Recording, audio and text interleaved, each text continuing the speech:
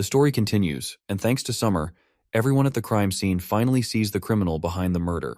Poor Summer feels exhausted after pushing herself, but once again, because of her efforts, we get a clear look at the person responsible for these murders in this joint. They notice that the victim didn't resist at all, as if he had been asleep the whole time. This leads Renee to believe he was possibly drugged with dream water. Soraya agrees, as it's the only explanation for why Pickaxe didn't even make a sound. His throat was slit, but only enough to draw blood, because Pickaxe had already been dead long before. Suddenly, a police officer reports back, claiming to have found out the murderer's identity. The officer states that the killer's name is Manes, and that he used to be part of the patrol. This officer knows this because he had worked with that killer before. Manes lives in the inner city district, near West Street and the Sheep Pub. Nightingale is pleased with the report. Now that they know who the criminal is, they won't have to waste time searching for him. With that, Nightingale decides to raid his house. Later, they arrive at his place and find him sleeping soundly. But his sleep is quickly interrupted when the officers arrest him and tie him down. Renee breaks it down to this bastard that he's under arrest, then grabs him by the hair and slams him to the ground. Renee is absolutely furious to see this traitor who was plotting against Prince Roland's plans. He wants this bastard to hang at the city gate as a clear warning to other criminals who might harbor ill intentions. But the bastard tries to run his mouth, denying the accusations. That's when Renee punches him hard enough that teeth fly from his mouth, sending him crashing down. Renee lets him know that they've seen everything with their own eyes, so there's no room for argument. This is when Nightingale steps forward to continue the interrogation. She asks him about the mastermind who wants to kill the rats who applied for jobs, and the meaning behind those paintings on the walls, the crown marked with a cross. Not to mention, the dream water mains fed to the victims isn't cheap, and it's even harder to buy now that the rats are gone. Renee roars at the bastard to start spilling everything, or else he'll face the wrath of the elites. But the bastard stays silent, so Renee keeps punching him. Finally, Mayonnaise speaks up and owns up to all the atrocities he's committed. He claims that someone in the inner district had tasked him with the job. The mastermind offered him 4 golden royals for every person killed, and further assured him that civilians would end up hating the police for it. If they killed enough people, the common folk would start believing that the police didn't have enough power to protect them, and the patrol would make a comeback. Mayonnaise admits he doesn't know exactly why the mastermind chose him for the job. They had met at the pub, where the mastermind handed him a bottle of dream water and told him he'd strike it big if he followed the instructions. Mayonnaise claims he had no savings, and after his application to the police force was rejected, he was left jobless, filled with resentment toward the police. That's why he did something he clearly shouldn't have. Nightingale then questions the bastard, asking if he knows anything else about the mastermind. He denies it, pretending he has no idea. This gets Nightingale worked up because she's sure he's lying. That's when Renee warns the bastard that Nightingale is a witch and can easily see through lies. Mayonnaise insists that the mastermind never told him his name, so he can't confirm anything about him. However, he admits that the mastermind didn't seem like an elite. When they met 2 days ago, the man was in a rush. Then, he suddenly remembers the uniform the man was wearing. It had a symbol that looked like a flower petal. The mention of a flower petal instantly reminds Renee of the honeysuckle crest. The man claims he doesn't know the full details, which is why he was trying to avoid spreading any misinformation. After all, why would the honeysuckle family harm the prince when they are his protectors? Renee is also sure that Petrov wouldn't do something like this, so it has to be someone else. He then decides to wait for the next meeting between him and the mastermind. When that happens, they'll capture the person behind these killings. Meanwhile, Nightingale notices that Maines doesn't seem to be lying about anything. That's when Detective Lightning and Maggie arrive on the scene, informing them that the prince's meeting with the fortress officials is over, so they should be heading back. The mention of the meeting jolts Nightingale out of her thoughts as a realization sinks in. She reflects on the fact that the prince is currently meeting with the elites to discuss the new city hall. That means no one is guarding him. He's been left inside the conference room with no guards. If the killer is really the member of Honeysuckle family, he would definitely have access to approach the prince. Seeing the urgency of the situation, she quickly tells Lightning to take her to the prince immediately. And so, they speed through the sky above the streets, confident they'll arrive within 3 minutes. Nightingale feels tense with each passing minute. The murders started 3 days ago, the same time Petrov's letter arrived at Border Town. It all feels suspicious to her, as if they had always been waiting for the perfect opportunity to catch the prince alone, with no one around. And so, as we see, Roland has been pierced by a sword. Nightingale rushes to the scene, but when she gets there, she finds a body on the ground. Tears well up in her eyes as she thinks that Roland is dead. She watches as the officers arrive and turn the body over, only to reveal that it's actually the assassin who got screwed instead. He was a guard from the Honeysuckle family. Just then, Prince Roland catches everyone's attention, and without a second thought, Nightingale throws herself into his arms, hugging him tightly. Roland then turns to the panicked crowd in order to calm them down. He instructs everyone to carry on with the lunch and stay inside the castle, as the meeting will continue in the afternoon. A while later, Nightingale fills Prince Roland in on everything. How the serial killer, Maines, was linked to this assassination attempt. She explains that they found out a guard from Honeysuckle was behind the attack, which is why they rushed over immediately. Their plan was to create a diversion, giving the assassin a perfect chance to strike the prince. She's relieved beyond words that he's safe. Roland, however, is visibly disappointed. Petrov, standing nearby, looks equally guilty, admitting that he had no idea something like this would happen. The prince reassures him and tells him to rise, stating that he doesn't like placing blame. However, he does point out that it is Petrov's fault for leaving holes in security and failing to properly vet his personnel. He then orders Petrov to investigate the assassin's identity and origins, and he wants answers as soon as possible. Once Petrov leaves, Roland explains that it was thanks to Sylvie's immediate warning that he was able to escape in time. He also admits that the assassins made a dumb mistake attempting the attack inside the conference hall. Even though no weapons were allowed, the assassin was still a guard, and he managed to hide a dagger in his clothes to bypass the pat-down. Another misstep on his part was carrying a stone of divine judgment. While it was common for guards to wear one while patrolling outside, it made him stand out too much in the room, especially since no elite was allowed to carry a stone. The slight gap in the crowd gave Sylvie just enough time to notice him immediately. With her warning, Roland drew his revolver and flicked the safety off. Though the prince was stabbed, the blade failed to pierce Soraya's special cloth, which saved his life. Wasting no time, Roland fired at nearly point-blank range. Two 12mm bullets tore through the assassin, killing him instantly. The situation was over before it could spiral out of control. But Nightingale still feels uneasy about all of this. If he hadn't managed to flick the safety off in time, or if the revolver had malfunctioned, Roland would have been doomed. Her frustration shifts to Lightning, who had left the prince alone in the first place. Poor Lightning, who only wanted to play detective, nearly bursts into tears as she apologizes over and over. She swears she'll never leave the prince unguarded again. Next time, she'll stay at her post, no matter what. But Nightingale still insists that the prince punish Lightning and Maggie for failing to carry out their assigned duty. If Lightning had been there, she could have picked him up and flown him away. However, Roland doesn't believe strict punishment is necessary. Still, Nightingale keeps pressing the issue. Eventually, the prince gives in and decides on a punishment for Lightning. She will have to complete 3 exercises in math and science after lunch. Of course, this punishment is as brutal as it gets, leaving poor Lightning completely shocked. The aftermath of the shock is so severe that her muscles stop working from sheer disbelief, forcing Sylvie to drag her away. Later, Nightingale starts feeling remorseful that she wasn't there to protect the prince herself. But Roland reassures her that she did everything perfectly. He gives her a different perspective. He points out that the only reason the assassin, Sheo, attempted to kill him in the conference hall was because there was a powerful witch protecting him.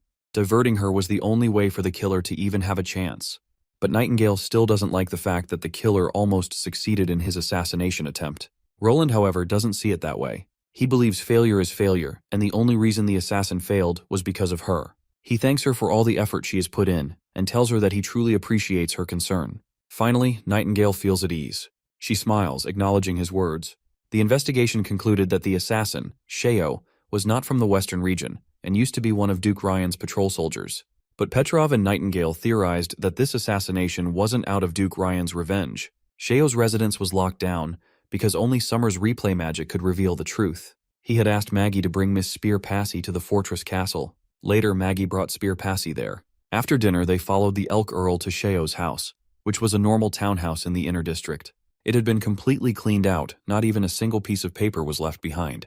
The criminal had obviously prepared in advance to destroy all evidence. The prince told Summer that Sheo was usually out during the day, so she only needed to replay what happened at night. He needed to see everything that took place in this room, starting from when Sheo contacted Mayonnaise. Every moment was important. Spear Passy then began her mojo, borrowing Maggie's magic and transferring it to Summer so she could hold her magic longer. The prince was sure that with Maggie's extra magic, Summer wouldn't miss a single detail, and Soraya's real-time drawings would keep a record of everything in case they forgot. In the replay, the prince notices a piece of familiar jewelry, and told Soraya to draw it because he had seen it before. It might be something special. After painting it, she shows it to the prince. It turns out to be a jewel, engraved with the Star Tower and spears, which is the crest of the royal court. This leads Nightingale to believe that perhaps Sheo was sent by Timothy. But Prince Roland believes this jewel actually belonged to the king, Wimbledon, his father. Nightingale reminds him that Wimbledon was supposed to have been killed by the first prince, Gerald. However, The prince claims that he has seen this before in his father's office. When he asked about it, his father explained that every jewel represents a brave warrior loyal to the castle. The more jewels there were, the more stable the Wimbledon throne was. This means Shio was probably a sleeper agent appointed to Duke Ryan's side, monitoring the entire western region. Renee then questions why Shio would try to kill him. In response, the prince theorizes that Timothy likely found the list of rings. Once he had a ring that represented Shio, Shio had no choice but to carry out Timothy's order, even if it was meant to assassinate Prince Roland. The crest means everything to them, and they would do anything for it. In the end, Shio throws the crest away and destroys it, because in his eyes, if there is no crest, then there will not be any orders either. Later that night, Nightingale sneaks out of her room and quietly lays beside the prince. She feels guilty coming here, especially since Anna has a relationship with him, but she can't resist anymore. The next day arrives, and Prince Roland wakes up, totally tired. He notices that breakfast is already there, and it seems Nightingale was the one who brought it. Seeing how Nightingale is in an unusually good mood, he asks her out of curiosity, wondering if she had a sweet dream. Well, what she did last night was nothing short of a dream, so she confirms his guess. He then reminds her that she will be accompanying him today. He argues that if Timothy really used the list of rings, there may be sleeper agents elsewhere in the western region, and he can't interrogate everyone himself. Not to mention, some of these sleeper agents should not be wasted on Timothy's orders, as they have higher potential than that. Nightingale is ready to follow him wherever he wants to go. That's when he shares with her that they're heading to the mines and the salt wells, and it's one of the main reasons he came here. Later, they arrive at the mines, where they meet a man named Denver, who acts as their guide. He reveals that many generations have worked around these mines, and the hunters who first discovered them were his ancestors. The Kelly family has served 3 dukes, and their maps are as tall as a person, and no one knows the mines better than they do. The prince then inquires about why no one is working now. Denver explains that it's because of the months of demons. Since they only recently ended, the snow around the mountains has melted into the tunnels, flooding the deeper sections. Though the mines have drains and wells in place, they fill up too quickly for them to siphon the water away, so operations are temporarily shut down. According to precedent, they can only start working again in the summer. The prince is confident that a few steam engines would be enough to siphon the water. Since Denver doesn't seem to know about steam engines, the prince elaborates, explaining that a steam engine is a machine that can keep the mines running all year round. With that settled, the prince decides to proceed further. But before they go deeper inside, Denver stops the prince and presents him with a gift on behalf of the Kelly family. The box contains an exquisite rainbow stone, selected from the purest crystals. Its history stretches back centuries. When the prince opens the box, the brilliance of the object inside shines brightly, leaving him in awe. Then, suddenly, it dawns on him that this crystal seems familiar, something he had seen in his previous world. He remembers that this crystal was called diaspore. When diaspore reaches the quality of a jewel, it becomes incredibly shiny under extreme heat. Its mix of red and green is striking, which explains why people likened it to a rainbow. When diaspore loses its moisture, it transforms into corundum, which can then turn into valuable gems like rubies and sapphires. The prince then questions Denver about the remnants surrounding the stone when they dug it up. He wants to know what they did with the rocks, mud, and everything else they extracted along with it. Denver reveals that they simply piled them up at the foot of the mountain after sorting them out, discarding anything too impure or cracked to be made into jewels. But the prince confidently tells him that this is where they've been mistaken. If he's being honest, what they threw away is actually the real treasure. You see, diaspore is mostly made of aluminum oxide, and since it's a byproduct of bauxite, that means this place is rich in aluminum. The discarded rocks and mud are actually the raw materials for smelting, and aluminum is infinitely useful. Compared to iron, aluminum's low density and anti-corrosive properties make it a vital material in industry and transportation technology. Aluminum is also promising as a weapon material in this world, particularly for large airships. While the prince originally planned to prioritize other iron mines, this tunnel has been an unexpected surprise. So, he decides to adjust his plans and explore this one first. The scene then transitions to Slumber Island, where the ship carrying Princess Tilly and the other witches has finally arrived at the dock. To welcome her, the witches of Slumber Island excitedly rush toward her, jumping into her arms in order to exchange warm hugs, as they had missed her dearly. As Tilly shares warm hugs with her sisters, she has a profound realization. No matter what happens, this will always be her true home, a territory created by witches for witches. Then, a green-haired witch, Camellia, steps forward to greet her. Princess Tilly is glad to see her as well and thanks her for managing the territory in her absence. Camellia assures her that everything has gone smoothly. She believes constructing the slumber spell was definitely a great idea. While she plans to report the details later, for now, she insists that Tilly get some rest. As the witches begin unloading all the souvenirs Tilly brought from Border Town, they also find a stash of books among the cargo. The witches aren't exactly thrilled to see these thick books, especially since they had been expecting gifts like soap, perfume, or something more exciting. Camellia then turns to Princess Tilly and questions if she intends to teach everyone from these books. To which Princess Tilly responds positively. After all, gathering knowledge and broadening one's horizons is the only way to grow stronger. That's when Thunder speaks up, pointing out that widespread education isn't a simple task. It requires a lot of money and time, and when people put down their tools to study, a portion of the labor force is temporarily lost. Unlike business, the results aren't immediate. It requires patience and consistency. But Tilly firmly believes that education can bring incredible change, even for commoners. The two then exchange greetings since they haven't seen each other in a long time. Thunder takes the opportunity to ask about her trip to the western region, curious if she found the answers she was looking for. Princess Tilly admits that she still hasn't gotten the answers she sought as the prince remains very secretive and omits information very carefully, but she was amazed to see how the western region is flourishing under his rule. Meanwhile, the witches discover the stuffed toy Roland had gifted to his sister, and they all swoon over how soft it is. Wanting to avoid being bombarded with endless questions from the other witches, Tilly decides she'd rather hear Camelia's report first. In the office, Thunder also gets the chance to read all the valuable information Tilly managed to gather. It contains everything, from the existence of devils to the revelation that the ruins were actually created by witches. Not only that, but Border Town also discovered an ancient witch who has been alive for 400 years. The sheer amount of information is overwhelming, and Thunder is forced to admit that Tilly has learned more on this trip than he has in his entire life. Tilly then asks for Thunder's thoughts on the devils, wondering if he finds anything particularly frightening. He admits that he does feel a little spooked, but compared to his burning passion for exploration, that fear is nothing. Being an adventurer and explorer through and through, he's now itching to see that so-called living fossil from 400 years ago. Tilly finds it ironic that this guy wants to visit Border Town not to reunite with his daughter, but to meet Agatha instead. Thunder then proceeds to share his latest exploits from his recent expedition east of the sea line. There, he witnessed a cliff formed entirely by seawater, where ships could somehow sail on vertical water. What's even more incredible is that he managed to climb the cliff and watch the entire process of the tide in action. As the current sped up, the ship started plummeting toward the lowest point of the cliff. If Molly hadn't protected it, the impact alone would have snapped the ship in half. He kept turning the wheel, trying to steer toward the rushing water. Coincidentally, a strong wind was pushing against it, creating a fascinating balance between the two forces. The ship couldn't move forward another step, yet it wasn't being pushed down the cliff either. But based on his observations, even if the ship had been pushed off, it would have been just like climbing up, but in reverse. It would have simply landed at the lower part of the cliff. The whirlpool eventually filled up, and from the top of the sea line, they were able to witness the entire phenomenon unfold. The height of the sea line shrank while the sea level rose, and that, Thunder reveals, is the truth behind the tides. The sight was extraordinary. From a distance, it looked as if they were stuck on the side of a cliff, with their sails perfectly parallel to the sea's surface, like they could fall at any moment. Tilly struggles to make sense of it, but Thunder insists he saw everything with his own eyes. Half a month later, the tide began to recede at the same time as Phantom Island did.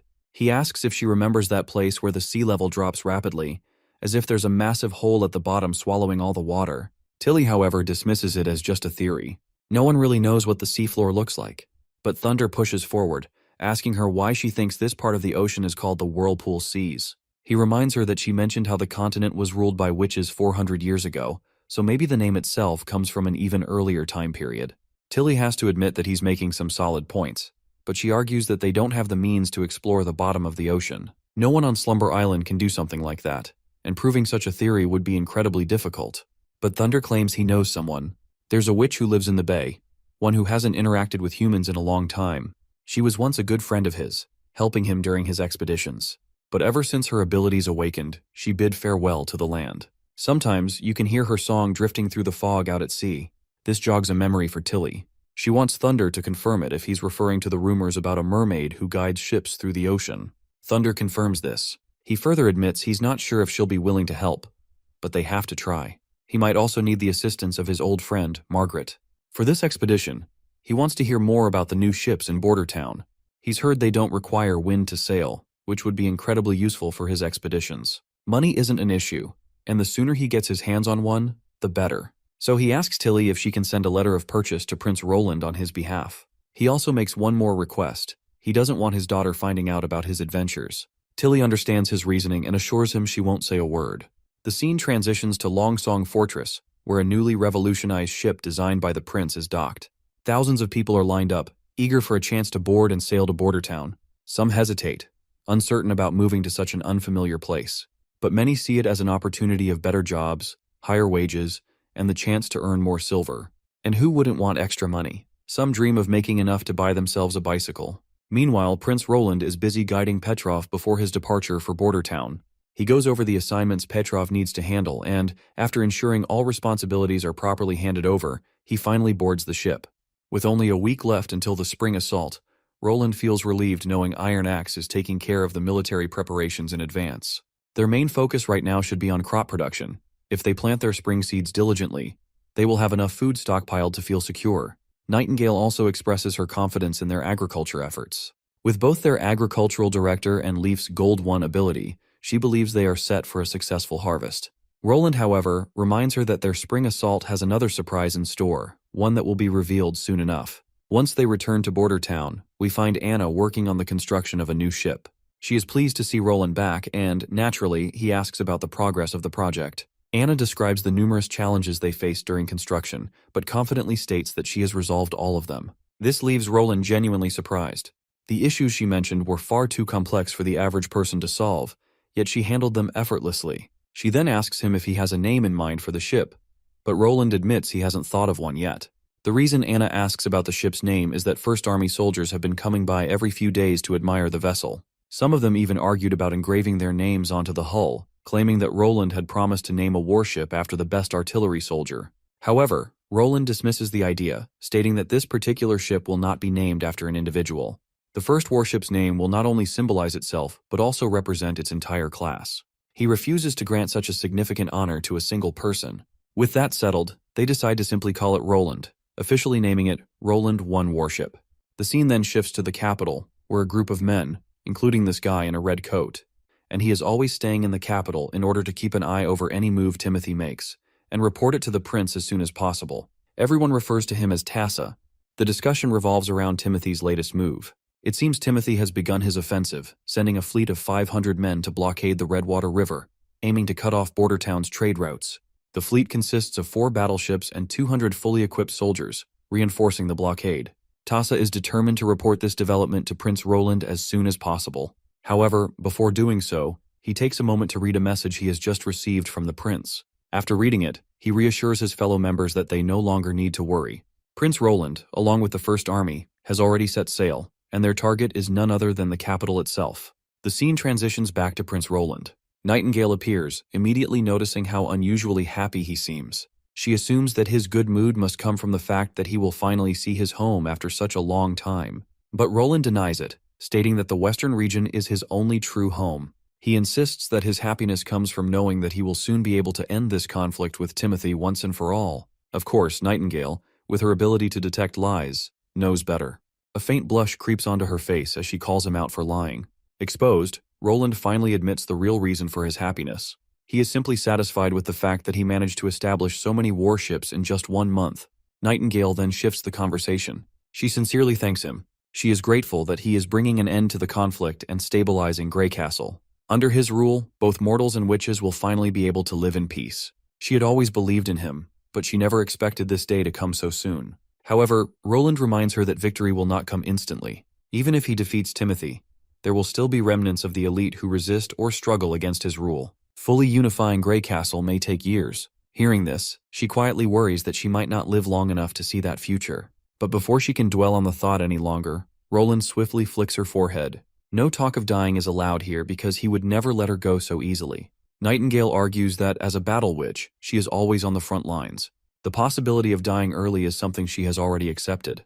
Proudly, she reaffirms her commitment, stating that she has already pledged her loyalty to Roland and would willingly sacrifice herself for him if necessary. But Roland immediately dismisses such thoughts. He assures her that the only ones who will be making sacrifices will be their enemies. Just then, Lightning arrives in order to report urgent news. She reveals that 4 sailboats are approaching from 20 kilometers away. With oars on both sides, it is highly likely that they are the eagle-headed boats mentioned in the letter. Roland gives her an approving pat for her surveillance skills.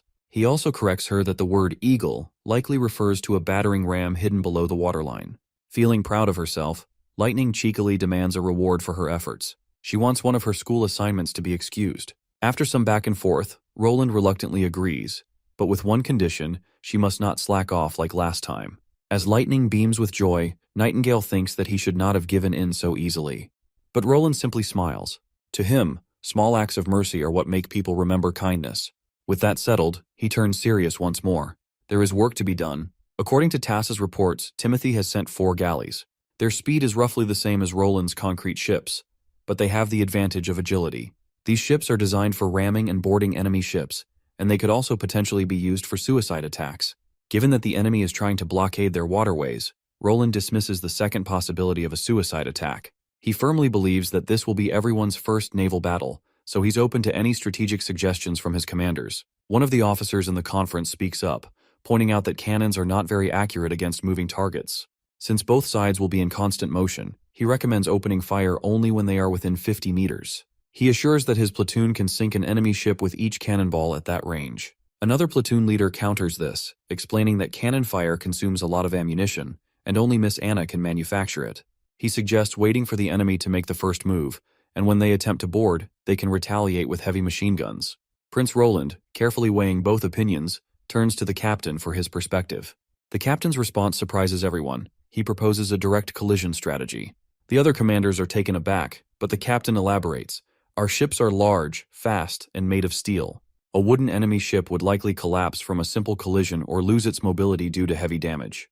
It looks like Roland is absolutely loving the idea, and he eventually locks on it. He commands them to sound the horns, ready to implement the daring plan. On the enemy side, Duke Eden and his crew begin to notice a strange black smoke rising on the horizon. At first, they assume it's a fire somewhere along the river, perhaps a merchant ship caught in flames.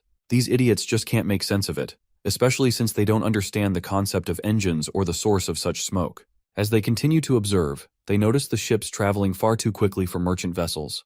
There are no flags to identify them, which adds to the mystery. The speed at which they're moving along the river, effortlessly defying expectations, only deepens their confusion. Soon enough, the ship Roland 1 comes into full view. The enemy soldiers and commanders are left utterly stunned, their minds struggling to comprehend the massive, imposing steel vessel barreling toward them. It's unlike anything they've seen before. A ship of that size, that fast, and made of steel is a monstrosity in their eyes. The massive chunk of steel collides directly with the wooden ships in the blockade, and the results are catastrophic.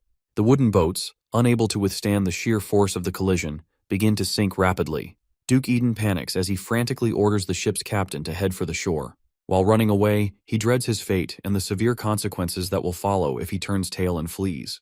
If he enters the capital like this, he'll have no chance of getting promoted. His only opportunity is to seize the traitor's warship and bring it to King Timothy. Even if it was created by devils, as long as it's manned by humans, he's convinced they still have a chance to win. So, he yells at his men to bring out the bows and torches. They're going to kill that bastard hiding in that metal shell. Whoever helps take down Roland and his ship, Eden promises them a gold royal. The offer is just as lucrative as it can get, so they charge full speed at our hero's warship once again. The bastards are armed with their long-range weapons, feeling smug, thinking victory is theirs. They start firing arrows and throwing bombs with everything they've got. But sadly for these primitive suckers, their arrows are utterly useless against the thick steel of the ship. Iron Axe quickly fires the machine gun mounted on the warship, and those bullets literally tear through the shields those bastards are holding. The barrage of bullets starts disintegrating the wooden boat structure, ripping through it like paper. As the relentless rain of bullets continues, all Eden can do is stand there, completely frozen. By all common sense, a massive weapon like the one our party has should have horrible reload speed and accuracy. So Eden has no idea how in the hell Prince Roland managed to create such a terrifying weapon. The only explanation he can think of is that this must be an invention of the devils. In the end, he gets drilled by a bullet too and sinks down along with his ship. The boys on the warship feel disappointed that the enemy got obliterated so easily. They were looking forward to flexing their muscles and showing what the artillery squad is made of. But their commander quickly reminds these idiots that they can't afford to waste ammo, especially considering how much effort Anna puts into making them. He assures them that everyone will get their time to shine, so they shouldn't feel too salty about it. The boys then start discussing among themselves how amazing it would be if they had a warship named after them. 2 days pass since that successful subjugation, and it looks like their warship is finally nearing the capital. But Lightning reports that the port appears to be heavily guarded by at least 100 men. and they look like civilian soldiers. Prince Roland is surprised to hear that only 100 men have been deployed at the port. You see, he had predicted that the first battle would happen near the port. To prevent his army from disembarking, soldiers with crossbows and hand cannons might be surrounding them at the riverbank. They could even have catapults ready. But now, Roland is starting to believe that the enemy has abandoned their huge advantage of the shoreline. He does admit that it was a wise move, but he also acknowledges that Timothy doesn't seem to understand the range and power of 150-55mm shells. He then asks Sylvie if any of the civilian soldiers are equipped with berserker pills, to which Sylvie replies that she didn't find anything like that, and they aren't even fully equipped with weapons. However, she notices something strange beneath the dirt. Apparently, the enemy has buried something down there. She can see canisters and barrels hidden under the port, filled with a black and gray powder. It doesn't take long for Roland to realize that it must be gunpowder. Now everything makes sense. The civilian army of 100 is simply disposable. Timothy wants Roland's soldiers to disembark and attack the port. And once the explosives are detonated, everyone, including Timothy's own men, will be blown to pieces. Since Timothy isn't capable of remote detonation, those poor soldiers are there to do it manually. Roland immediately instructs Sylvie to locate the fuses and the soldiers manning them. As for Nightingale, Roland gives her the task of sneaking in, taking out the fuse operators, and watching the gate to prevent anyone else from detonating the gunpowder. Later, he plans to destroy the fuses using their cannons. Now let's switch to the enemy's perspective. The captain of the soldiers, Duke Thames, is quite fascinated by the fact that that idiot Roland actually decided to attack the capital. You see, the royal city has never been attacked in its 200-year history. No one has ever had the courage to challenge its mighty bluestone walls. So, to him, it's ridiculous that Roland would choose to attack despite being at such a disadvantage. With the enemy almost at the port, he addresses his soldiers. He orders them to relay his commands. He wants the 1st and 2nd Cavalry squads on standby behind the gate, with mercenaries stationed alongside them. The bastard is feeling pretty smug about their plan. They're convinced that Roland's forces won't stand a chance against the surprise they have in store, gunpowder buried beneath the ground, ready to be detonated. But then, as he observes the battlefield, he suddenly notices something odd. Roland's warship is leaving the fleet. Now that he thinks about it, he realizes something strange. Roland's warship doesn't have oars, which makes him wonder how the hell is that ship even sailing. But in the end, it doesn't really matter. No matter how strange their ships are, the Duke is sure that his enemies are going to die, though for some reason, they aren't docking at the port.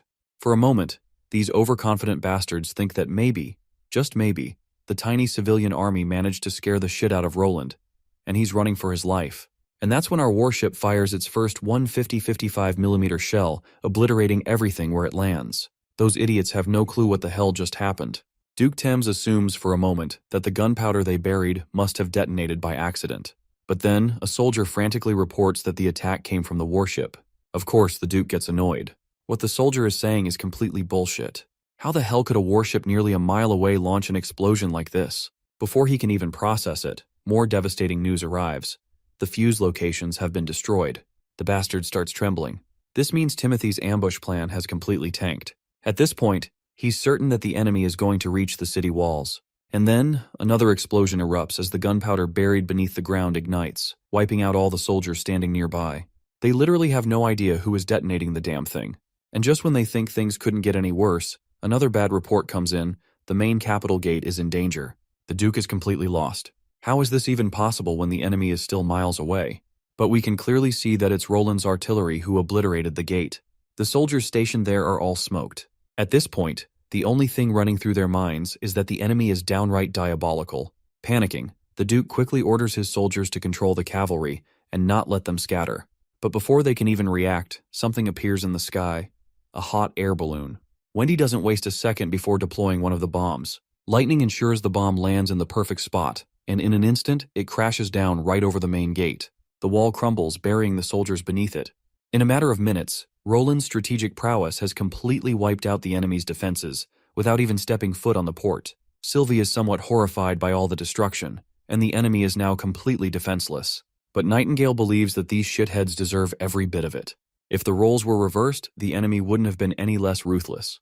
But Prince Roland believes that no matter who wins, war always comes at a price. Right now, though, he has no time to brood over the horrors of war or the virtues of pacifism. This isn't just about survival. It's a battle for power, ideals, and most importantly, a war of eras. When an inferior era is replaced, it never fades quietly. Massive bloodshed is inevitable, and if someone has to suffer, Roland would rather it be his enemies than himself. With that, he orders his soldiers to sound the horns and take the city. Iron Axe and his first army platoon are ready to comply. A while later, the entire city is in shambles. Our soldiers have infiltrated the streets, pushing deeper into enemy territory. Right now, they're facing mindless berserker-pilled soldiers.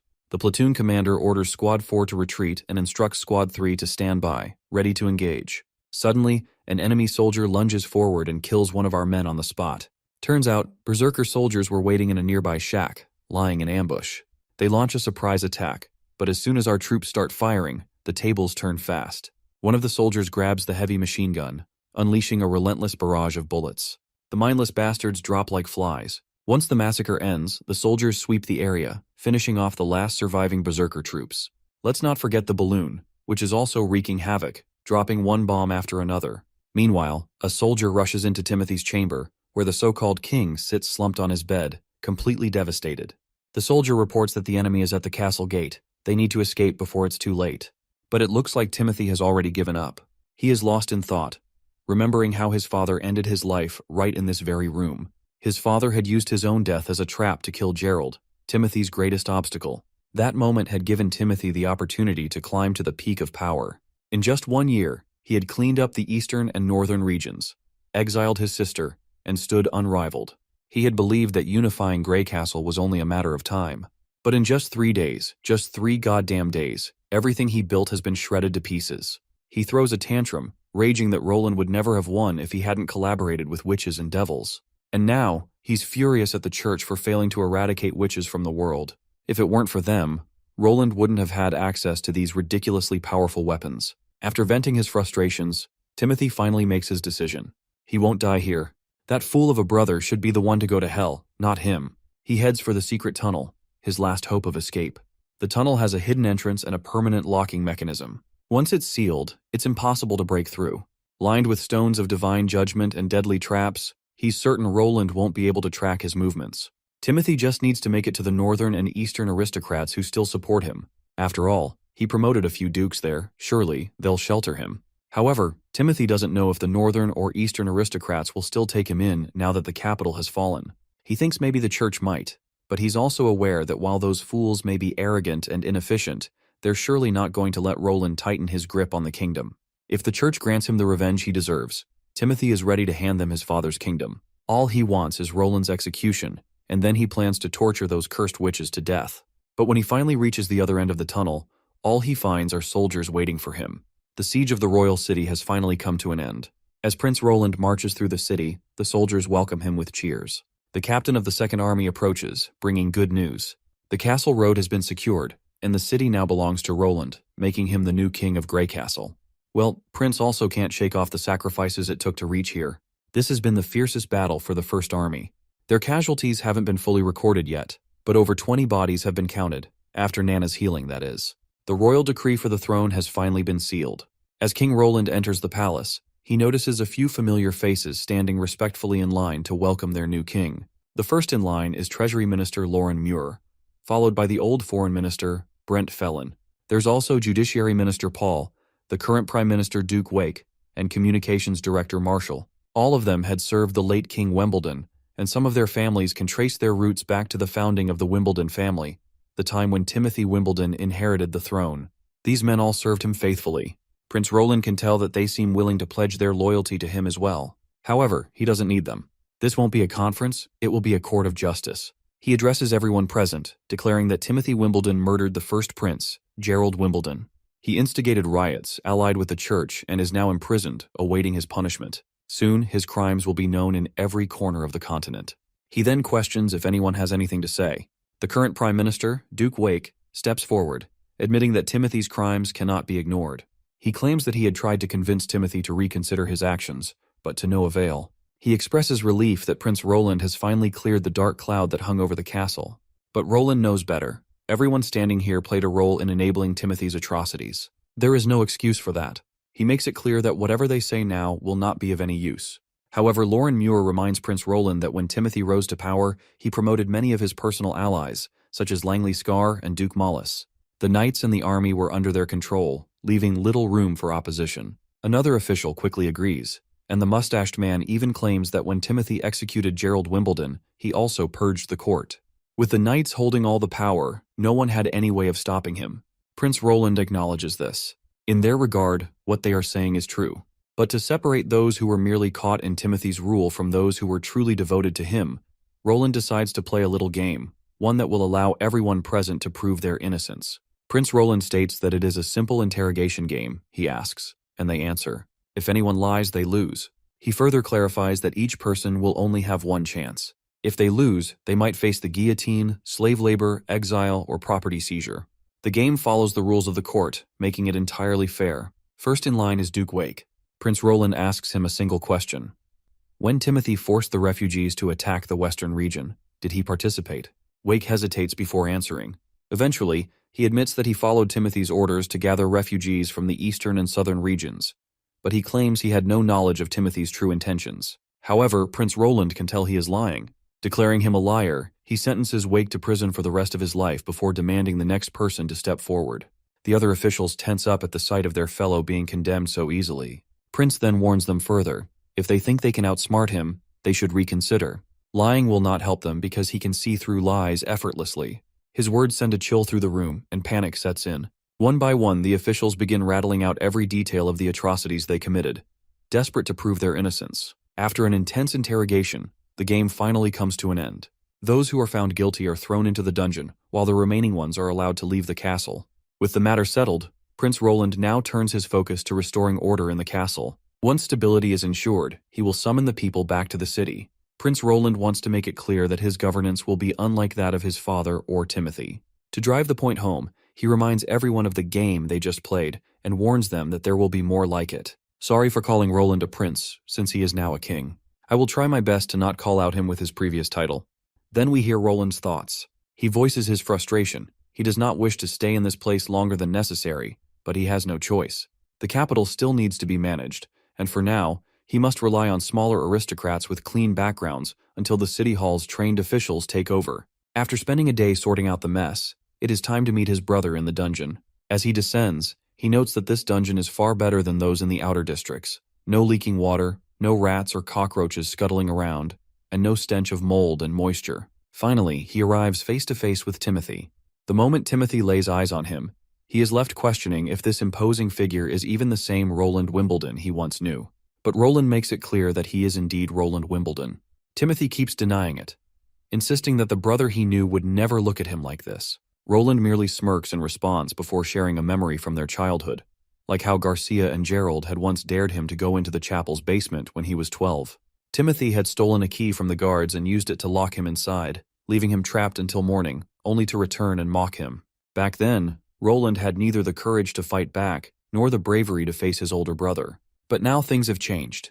Timothy begins blaring, claiming that Roland is a devil, and some foul creature has taken his appearance to steal the kingdom. But Roland calmly reminds him that he is no better than any devil himself. He murdered their father and pinned the blame on their brother just to seize the throne. He reminds Timothy that their father despised the church, yet Timothy allied with them. He used innocent people as pawns to invade their siblings' territories. Now, in just a year, the kingdom is in complete ruin, cities are burning, refugees are everywhere. Even a devil would not have been so cruel. Timothy shouts in response, insisting that he did not kill their father. Their father committed suicide. He was possessed by the devil, just like Roland. This unexpected claim catches Roland off guard. Timothy further comes clean that he is telling the truth. Their father was lying in bed as usual, but then, out of nowhere, he took a dagger and stabbed himself, all while smiling. He had even been wearing a stone of divine judgment. It happened so suddenly that no one had time to stop him. This revelation gives Roland pause. If the king had been wearing a stone of divine judgment, then how could he have been controlled? Nightingale, standing nearby, offers a reminder. There exists a type of pure witch who can take on the appearance of anyone. The pieces begin to fit together. If the church was behind this, it would make perfect sense for them to use the throne decree to throw the kingdom into chaos. However, speculation is not enough. They need proof. And the only way to get the truth is from a church archbishop. Nevertheless, Roland confronts his brother one last time, making it clear that there is no escape from the consequences of his actions. He reminds Timothy that he murdered Gerald, spread violence throughout the kingdom, allied with the church, and used berserker pills. His reckless rule has led to the deaths of countless people. There will be no cover-ups, no fabricated trials like Gerald's. This time, everything will be real. Timothy's crimes will be publicized for all to see. He will be put on trial, and then, just like Gerald, he will face the guillotine. But Timothy refuses to accept his fate. He keeps ranting about Roland being a pawn of devils, insisting that he will not allow a demon to rule the kingdom. He argues that even if Roland becomes king, he will never be able to stand against the church. Only he, Timothy, truly understands what they are capable of, because he has read their father's notes. But Roland reminds his dumb shit half-witted brother that he knows far more than Timothy could ever imagine. He doesn't just understand the church's schemes, he also knows what the future holds. He is well aware of the difficulties ahead, and he knows that Timothy does not have what it takes to lead their people through the trials to come. For Roland, this is not just about punishing a traitor, it is about preparing for the greater challenge ahead. Timothy's rule has ended, and so must his life. Still, he assures Timothy that his journey to hell will not be a lonely one. Many of his loyal followers will accompany him, so he can rest easy, knowing he won't be alone. With that, Roland turns away, having nothing more to say. He leaves the rest to Fawkes. Timothy, meanwhile, continues his tantrum, screaming and struggling against his fate, but his cries go unheard as Roland descends from the dungeons. Fawkes then introduces himself to the fallen king, calling himself Hill Fawkes, a former member of the Pigeon Hat Circus group. Timothy may not recognize him, but this man remembers this shit of a king all too well. Fawkes claims that because of Timothy, he lost his wife and was forced to become a rat. He has always tracked Timothy's movements, reporting them to Prince Roland. Timothy's plans to manufacture snow powder and forcibly deploy civilian troops into the western region, all of them were leaked by Fawkes himself. Timothy, of course, starts ranting again, insisting that Roland is the real devil and that Fawkes shouldn't serve him just for the sake of a woman. But Fawkes doesn't give a damn who he serves, as long as he can get his revenge. If it meant serving a devil and going to hell with him, so be it. And now he's more than happy to help stoke the fire that will burn Timothy to ashes. The scene transitions to Nightingale and Wendy, getting ready for bed. Wendy feels exhausted after dropping all those bombs from the balloon. Maggie and Lightning have already fallen asleep. Wendy then questions Nightingale if she plans to visit her old home in Silver City. She figures it would only take half an hour if she takes Maggie with her. She also reminds her about the little brother she left behind. But it's clear Nightingale has no desire to see the people who abandoned her. So she makes an excuse, claiming that this is a time to keep the city in order. Enemies are lurking everywhere, and she can't afford to leave King Roland even for a single step. Once things stabilize, she'll have plenty of chances to go. Well, Wendy had thought she would emphasize her severance from the Glenn family like she always had, but it seems she doesn't hate her brother anymore. Nightingale believes that if it weren't for his betrayal, she wouldn't have met Wendy or King Roland. She chooses to cherish her current life and forget the old one. Later, Wendy falls asleep, while Nightingale remains awake, reflecting on the situation. She recalls how the kingdom has finally come under Roland's control, and how witches can now live openly, like normal people, in the light. However, she herself has no intention of abandoning the dark either. She finds solace in the shadows, the only place where she can have time to herself. Time to admire Roland from afar, without interfering in his life. The next day arrives, and Margaret, Roland's old friend, comes to visit him. It looks like she's here to share something of utmost importance, as she insists on meeting Roland privately. First, Margaret apologizes for barging in like this, but she explains that her friend Thunder wishes to meet the king. Naturally, Roland is startled, because as far as he remembers, Thunder was supposed to have died in an exploration accident. But Margaret reminds him that Thunder is the kind of guy who never leaves a trail. He especially didn't want Lightning to find out. And that's precisely why Margaret is here, sharing this in secret. Thunder had initially planned to contact Roland through Tilly, but the sudden attack Roland launched on the capital caught him off guard. Margaret explains that Thunder also saw something incredible at Phantom Island, something that might be closely related to the ruins. That alone makes him very interested in meeting Roland. He's currently in the capital, having just arrived yesterday. Roland takes note of how Margaret doesn't seem all that surprised that Thunder is still alive, which makes him suspect she already knew. Margaret doesn't deny it. She admits that she was aware and apologizes for not telling him sooner. She also reveals that the magic stone Lightning wears on her necklace is how Thunder has been tracking her location. She goes on to explain that Thunder was the one who sent her to Border Town in the first place, to make sure his daughter was doing well. When Lightning chose to settle there, Thunder decided to hide his whereabouts, hoping it would dissuade her from becoming an explorer. Upon hearing the truth, Roland feels like a fool. He had almost believed Margaret was genuinely fascinated by Border Town and all the business opportunities it had to offer. But back to the main topic. Roland states that the kingdom is still a complete mess right now, so there's no way he can leave the castle. Instead, he gives her permission to bring Thunder here if he truly wishes to meet. And he promises to keep it a secret from Lightning as well. Once Margaret is gone, Nightingale reappears, teasing Roland about how he failed to see through her lies back then. She reminds him that Margaret was wearing that huge stone of divine judgment at the time. Before Roland can respond, a soldier rushes in, reporting that an aristocrat claiming to be an old friend of the king has arrived. The supposed friend's name is Yorko. The moment the name sinks in, Roland nearly chokes on his tea. And just like that, the aristocrat in question barges inside. Yorko is quite the charming figure. He is full of admiration for how King Roland managed to defeat his demonic older brother so quickly. It's been a whole year since they last met, yet Yorko notes that Roland hasn't changed at all. For some backstory, Yorko, also known as the Magic Hand, was once on good terms with Roland. Back when the fourth prince was shut out by the Big Three and even rejected by his own little sister, Yorko took him under his wing, introducing him to a life of drinking and partying. It was Yorko's presence that pulled the old Roland out of his misery, giving him a ragtag group of friends, something he never had inside the castle. At that time, the fourth prince considered Yorko to be his best friend. With his sharp taste in clothing, refined manners, and skill in gambling, Yorko easily won the hearts of many rich young ladies. And as usual, he's here for one reason, to invite Roland out for a drink. The man of culture even leans in and whispers in Roland's ear, casually asking if he'd prefer to spend the night with Madame Ross or Miss Kingfisher.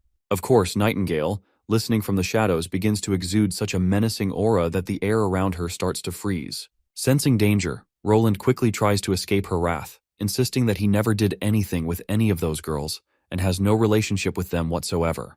Technically, this isn't a lie, especially since the current Roland never had any romantic entanglements, so Nightingale wouldn't be able to detect anything off. But Yorko, being Yorko, keeps insisting otherwise, making Nightingale grow even more suspicious. Eventually, Yorko lets it slide, deciding to just hang out like old times.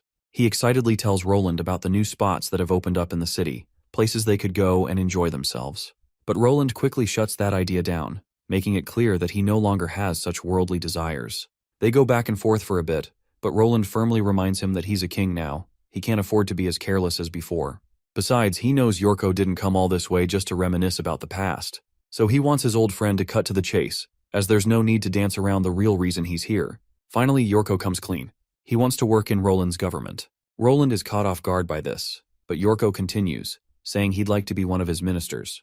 He doesn't need an important role like managing the treasury or judiciary. He'd be fine overseeing the patrol or something, like Knight Ironheart. Roland can hardly believe what he's hearing. If he hands over the patrol guard to Yorko, the capital's reputation might be in ruins. But Yorko seems unusually confident that he can keep all those rats in check. While Roland understands that giving him a governmental position is fine, he still needs to work it out with City Hall and figure out a suitable role for him. He assures Yorko that he'll get a letter soon enough. With that promise made, Yorko leaves. Once Roland is alone, Nightingale reappears, immediately teasing him about Madame Ross and Miss Kingfisher. She wants to know who they were exactly. Roland tries to brush it off casually, explaining that they were just two women he met once. He wasn't familiar with them and didn't even know their real names. That's just how it is with aristocrats. Everyone wears a false mask, putting on a show, and once they part ways, no one bothers to remember anything. Nightingale continues her interrogation, but eventually, Roland manages to convince her to drop it. Now that he's free from Nightingale's scrutiny, it's finally time for him to meet the legendary adventurer, Thunder. When Thunder appears before Roland, he pulls back his hood and greets the prince with proper manners. Roland thanks him for helping Tilly after she moved to Sleeping Island. Thunder assures him that it was no problem at all, as she provided great support during his expedition.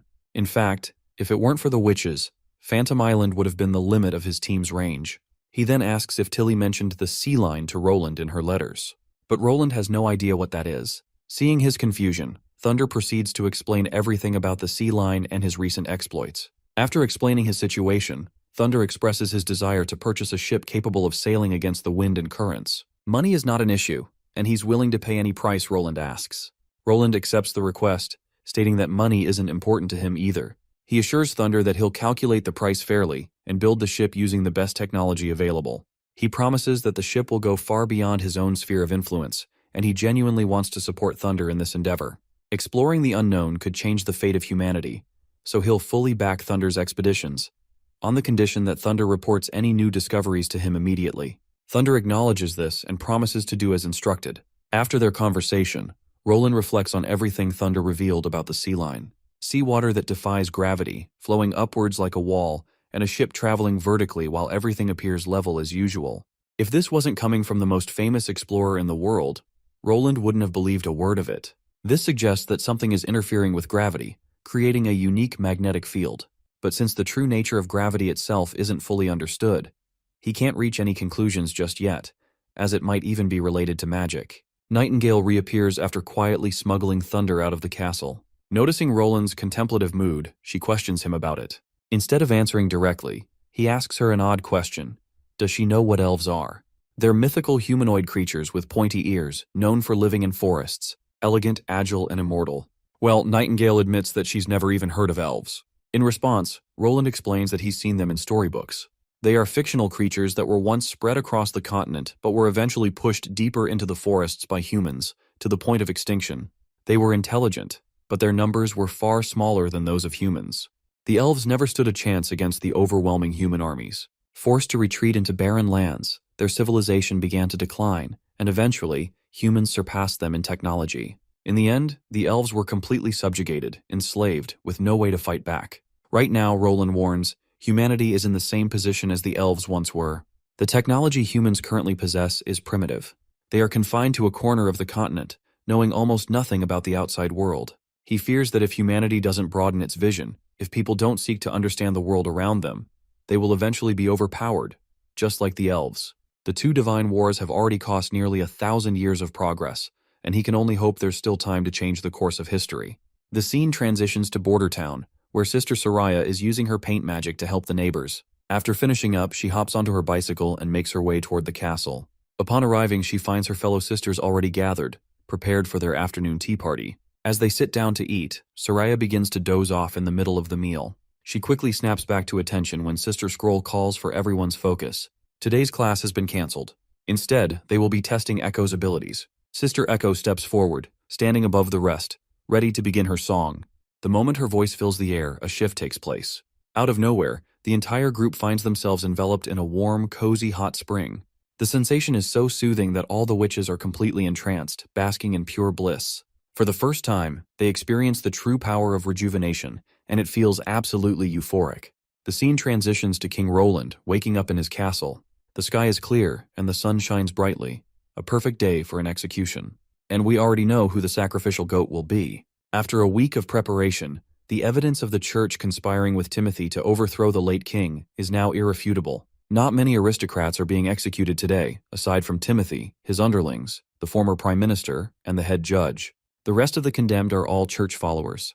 By the end of the day, the capital's church will be uprooted completely. No one who participated in the plague has been spared.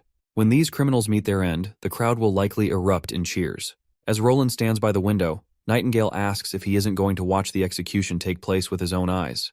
But the prince replies that Iron Axe and Tassa have it under control. He has more important matters to deal with.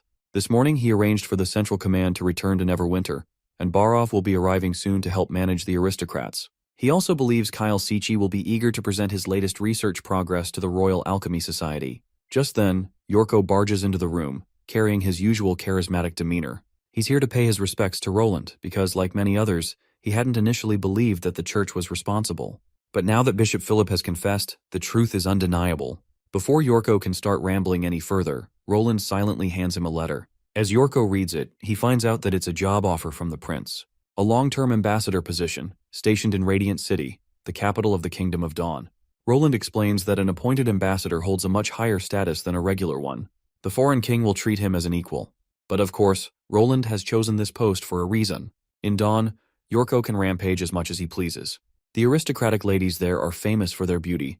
Perhaps this will be the perfect place for him. Yorko naturally accepts the offer without hesitation. Now that it's settled, Roland insists on teaching him proper etiquette before he departs for his new position. The prince hopes Yorko will settle in quickly and ensure the alliance remains strong. They will be fighting against the church together, after all. Yorko acknowledges this and leaves in a noticeably good mood. With that done, Roland turns to Nightingale. He instructs her to bring Sylvie, Lightning, and Maggie because he plans to visit the astronomers. They finally arrive at their destination in the balloon. Once Roland steps onto solid ground, he finds the army captain and Renee already waiting. The captain promptly reports that the perimeter is secured. Nothing is getting in or out, not even a mouse. Renee also reassures him that the astronomers' stones of divine judgment have been confiscated, so Miss Sylvie's surveillance won't be interrupted.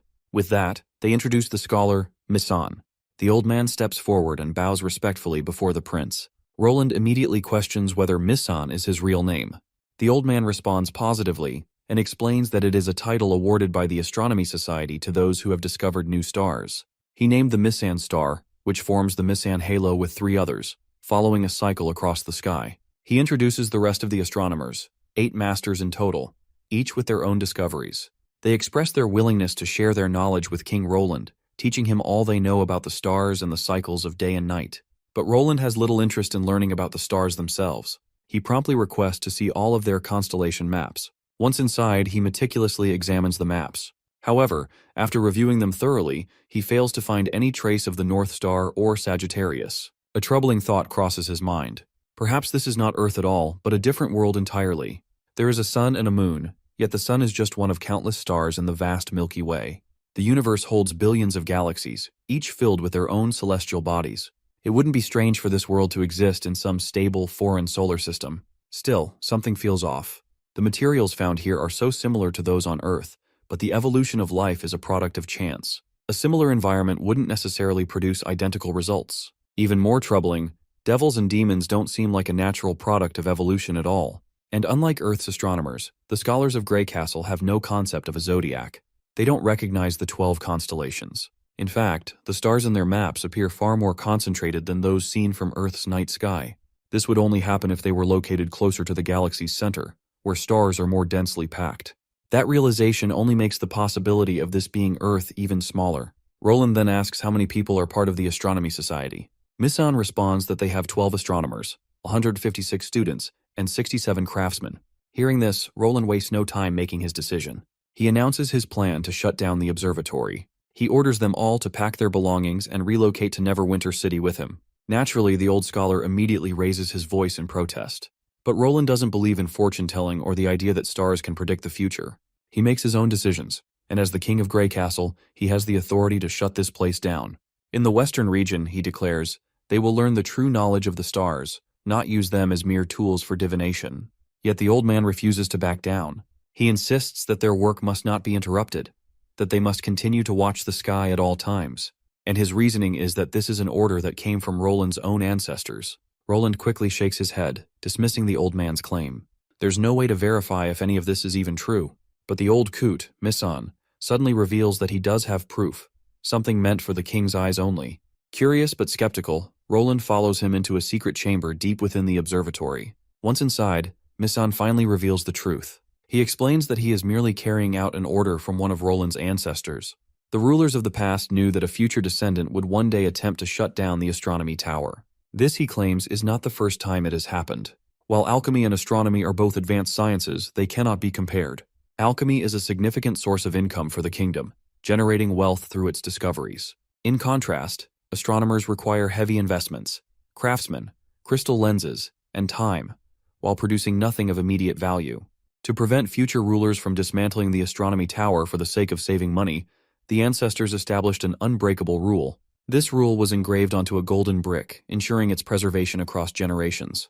Misan presents the ancient relic and reads aloud the inscription, "No one shall interfere with the astronomy tower's duty to watch the skies, for within them lies the fate of the universe." He then reveals that the Wimbledon family has been entrusted with a mission that spans centuries. It began when the very first Wimbledon set foot on this continent. This message is not hidden from the throne, yet there is a condition. A successor may only learn of this truth upon reaching the age of 30. The ancestors believed that if a ruler learned of this too early, he might panic, leading the kingdom to ruin. Misan then delivers the most shocking revelation of all. For generations, their true purpose has not been merely to chart the stars or study their cycles. All this time, they have been searching for the Star of Doom. He describes it as a crimson star, or rather, a red moon.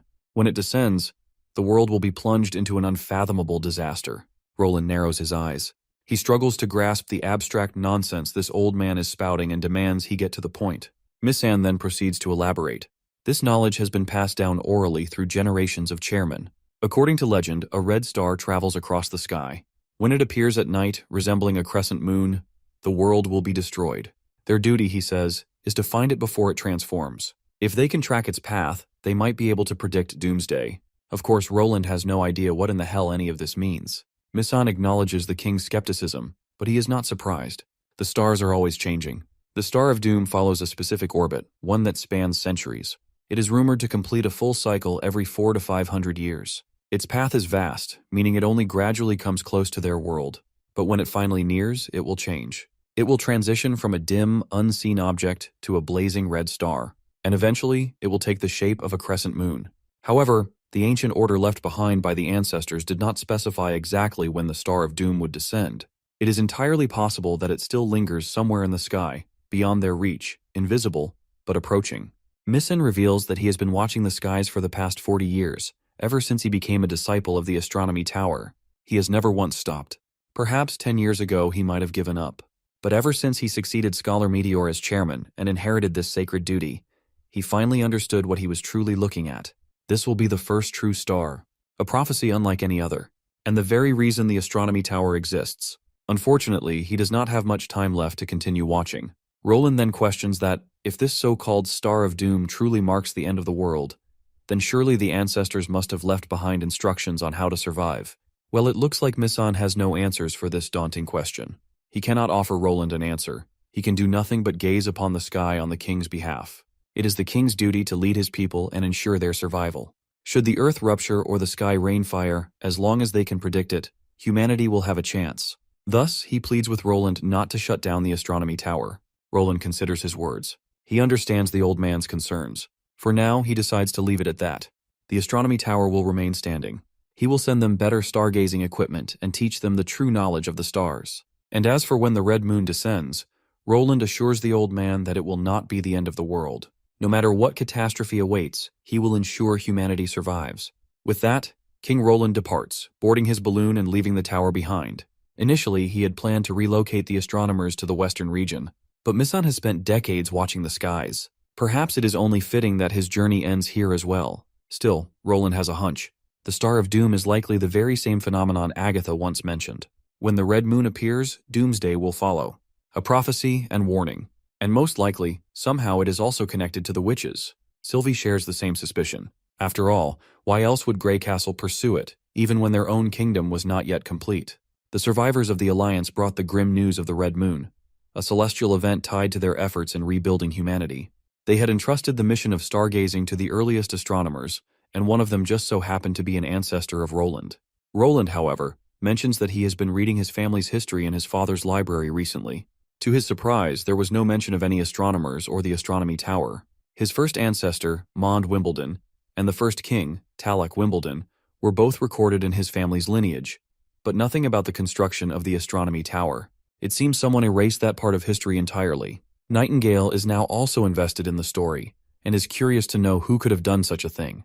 Roland, in deep thought, replies that it wasn't an accident. If someone had gone to the lengths of engraving such an order on a gold brick, they would have documented it elsewhere too. If it was an intentional act of hiding the truth, there is no reason for leaving traces of the Astronomy Tower's existence at all. Every successor was meant to know the true purpose of the tower. There's a mystery surrounding the Wimbledon family from 400 years ago, and Roland is determined to uncover it. The scene shifts to the office of Duke Carlin, where one of his workers delivers unexpected news. Roland's army breached the capital walls in a single day. King Timothy, unable to escape, is now trapped inside. Duke Carlin is baffled by this report, while the worker continues, detailing the power of Roland's weapons. Their rate of fire is devastating, and they are almost unstoppable. Even Timothy's berserker army, known for their ferocity, couldn't stand against the onslaught. The weapons tore through them, leaving crippling injuries or death in their wake.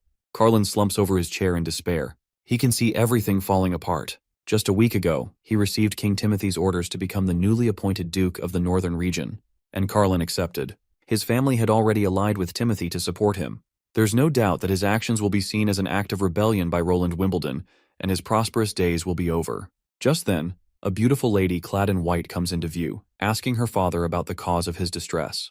The poor guy is in tears as he jumps toward his daughter, Iris, revealing that the Candle family is facing a great disaster.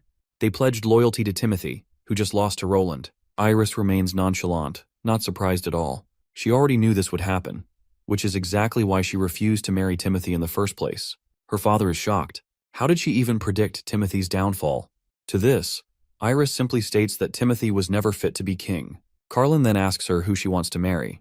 He's really curious to know who she thinks is better than Timothy. Iris, however, decides to put the marriage talk aside and focus on the real issue. First, she wants her father to order his soldiers to return, all those who left for Grey Castle. Carlin insists that this is impossible since they've already been gone for 4 days. But his cunning daughter has a plan. She suggests sending some men to Valleytown first.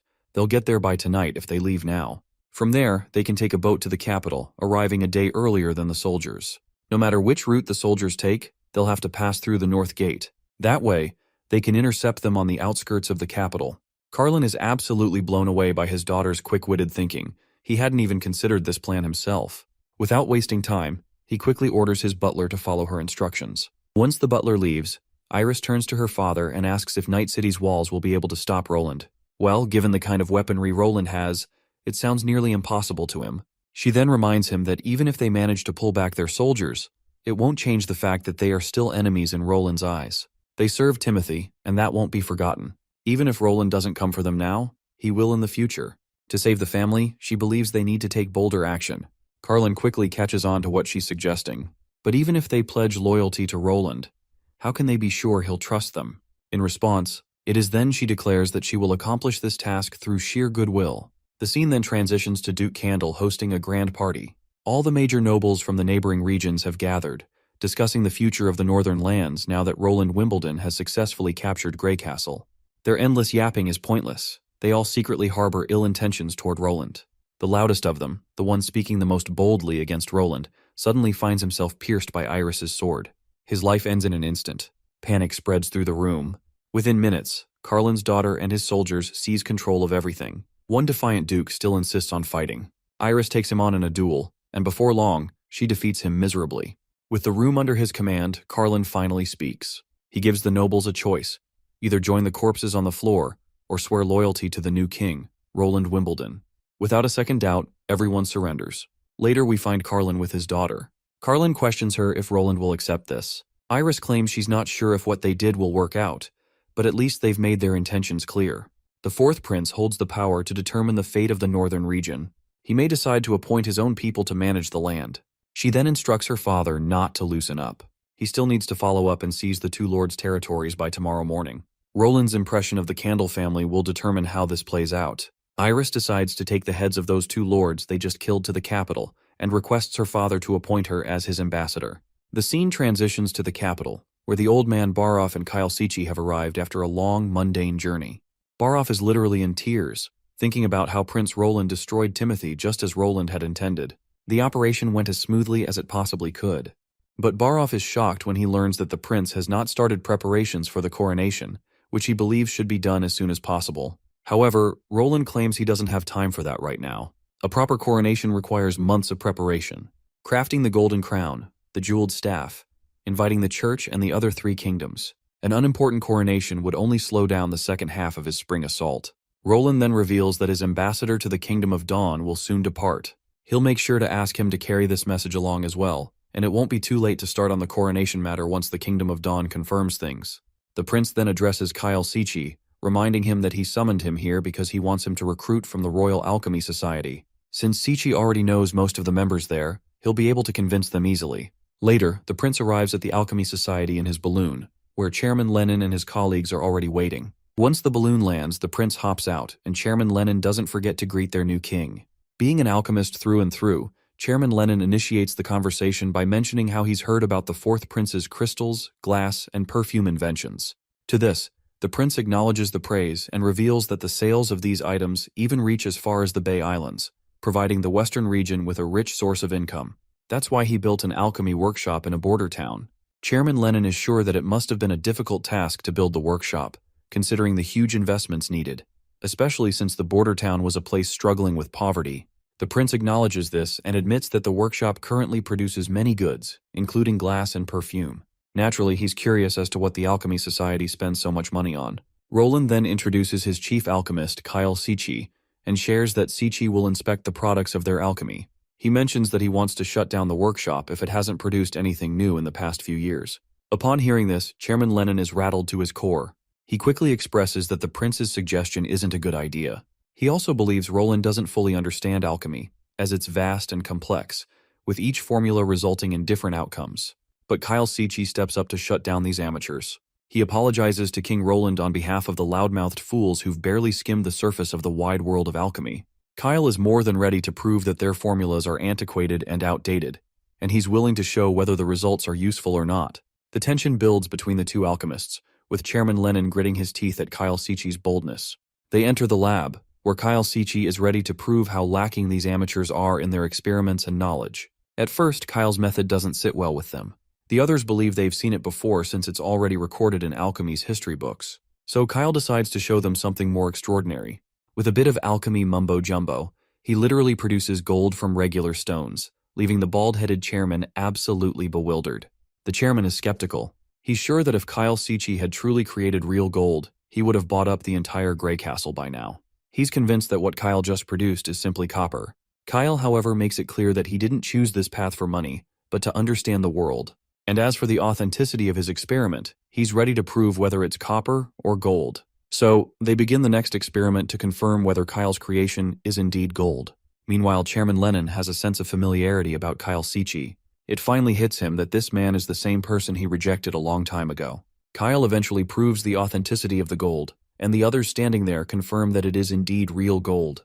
After driving his point home, Kyle once again invites them to come to the border town with him. He promises to teach them everything he knows, including every possible alchemy formula and the secrets behind the creation of everything. Later, we see Roland and Kyle together. It looks like Kyle is already ready to depart for the border town without wasting a single day. Kyle doesn't want to develop any feelings here, and there's still a lot of work to be done at the lab and chemical factories. And if they want the gunpowder production line to continue functioning normally, he'll have to return to Neverwinter City. For clarity, Neverwinter City is the new name for the border town. Sometimes I forget and say border town, so don't be confused. Roland has no choice but to let Kyle go and promises to prepare a ship for him to depart. Once Kyle is out of earshot, Nightingale pops up. Seeing the unusual happiness on Roland's face, she questions him about it. She teases him, asking if he's perhaps excited just thinking about Miss Kingfisher and Madame Rose. The prince reminds her that the source of his happiness is actually the fact that Director Seechie's chemistry demonstration was extremely successful. There are 320 alchemists and apprentices willing to go to the western region. Most of them are already experienced, so they just need a little training, making them incredibly valuable resources gained from taking the capital. Though he admits that this isn't the only source of his happiness. He's even more pleased that Chairman Lennon, Riley, and Archer, all respected chairmen, are also willing to go to Neverwinter City. Roland is genuinely glad to see people volunteering to help the kingdom thrive. Roland then shares that they should also be going, because not only Lotus and Honey are coming back from Slumber Island, but there are also new witches Tilly has sent, which he wants to meet eagerly. The scene then transitions to the boat sailing, carrying all the witches from Slumber Island. All the witches are lively and excited to reach Border Town. Seeing this, the captain notes that all the witches seem chatty and full of energy, except for two, Evie and Soft Feathers. The reason for their silence is clear. Unlike the others, they are actually from the Bloodfang Association in Wolfheart. Compared to Tilly, they are more loyal to the leader of Bloodfang, Heidi Morgan. The scene then shifts to Ash and Tilly spending some time alone together. There, we learn that it was Heidi Morgan who asked Tilly to take Evie and Soft Feathers along and send them to Border Town with Lotus. Morgan also wants to establish good connections with Roland. Tilly had no reason to refuse, so she agreed to send them. But Ash doesn't understand why Morgan thinks she can get as close to Roland as Tilly is. After all, Tilly is Roland's sister. To this, Tilly reminds Ash that Heidi is royalty from the Wolfheart Kingdom, and personal connections matter less the higher up you are. It's the same in any kingdom. Morgan understands this and wants Roland's support. Ash seems upset with Tilly for accepting Morgan's request, especially since Morgan once challenged Camilla for the title of the strongest battle witch, an insult to the witch equality Tilly believes in. But Tilly assures her that everything is fine. She reminds her that Slumber Island is their home, and every witch is a free citizen here. As long as they aren't putting anyone in danger, they won't stop them. Also, it's not a bad thing for them to go to the western region. You see, most of Bloodfang consists of battle witches, and the church's influence has been suffocating. They've had to stick together just to survive. But now that the Bay's churches have been crushed, it's only natural for them to feel confident about their own abilities, and they want to expand even further. Morgan claims that they are different from the old association and that a single method of rule can't work for such a diverse range of organizations. And if they're going to work together like they did in the beginning, they need a strong enemy to unify them. Tilly further reminds Ash that with the enemies in the Fertile Lands, the failure of the Alliance, and the upcoming Third Divine War, their own personal experiences will teach them far more than any explanation she could give. And at Border Town, they will see even more. They will see how non-combat witches can be just as valuable. They will witness how mortals can wield incredible power that rivals witches. And most importantly, they will see the power of unity. A wider world and a new perspective will open up for them. That's exactly why Tilly specifically chose Evie and Softfeathers. She is certain that her brother will understand her reasons for sending those two witches. The scene transitions to Roland and Anna having fun in bed. Once the prince is done clapping her, he decides to get ready since the new witches are about to arrive. Later at dinner, the new witches join the table. The prince decides to let them have a well-deserved rest after the feast, knowing they must have had a tiring journey. He specifically instructs them not to be shy as this place is just like their home. But the two new witches still can't help but feel a little tense. Seeing this, the prince acknowledges that they might be feeling a bit shy. That's when Honey teases Lotus, revealing that she has been wearing the scarf Roland gave her last time and that she wanted to thank him. The poor girl is completely spooked by this. While all the other witches are having the time of their lives, Roland's eyes remain fixated on the two shy witches. Later, once Roland returns to his office, Honey reveals everything about them, how both Evie and Softfeathers are Bloodfang witches. It's a surprise to the prince, since he hadn't known Slumber Island had a subgroup like that. Now it makes sense why those two seemed particularly uncomfortable. Honey then explains that Evie's magic allows her to construct cages that can trap even those much stronger than her. Even someone like Ash would have a hard time if she got caught inside. As for Softfeather, she might not be a battle witch, but she is still incredibly powerful. Anything she touches becomes sticky, and once something is attached, it's impossible to break apart until the effect wears off. The prince can't help but recognize how versatile these abilities are, and he's even more surprised that Heidi Morgan actually agreed to send them. Since I don't know the name of this witch you see in front of you, I will call her Buttpuss until we find her real name. She explains that Bloodfang witches are just naturally strong. The construction of Slumber Island was partly thanks to them, and they always act high and mighty, often bullying witches who are weaker than them. If Miss Tilly wasn't strict about it, far fewer witches would have come to the island. The prince then falls into contemplation. He realizes that the witches who go to the bay don't have as much combat experience and come from many different organizations. It's no wonder something like this happens. What he doesn't understand is why Tilly sent him battle witches, perhaps to capture demons. But the months of demons are already over. Then, another thought crosses his mind. Maybe Tilly wants him to capture that devil with multiple magic stones. But that task is far too risky, even if the rewards are great. Nightingale suddenly places her hand on his forehead, checking if he's feeling unwell, given how tense he looks. He reassures her that he's fine, as he is just puzzled, unable to fully grasp why Tilly would assign him such a daunting task. When they ask what kind of task he's referring to, he comes clean, revealing that he's considering using the two witches' powers to capture a devil. The next day, everyone gathers outside. Softfeather is the first to demonstrate her powers, using her magic on the stones laid out in front of her. The prince then turns to Nightingale, asking about Softfeather's level of control over her magic. Nightingale responds that Softfeather has excellent control. Her magic consumption is quite low, and she barely detected any change in her stamina. Iron Axe and the others inspect the enchanted stones, and to their surprise, the stones are completely stuck together.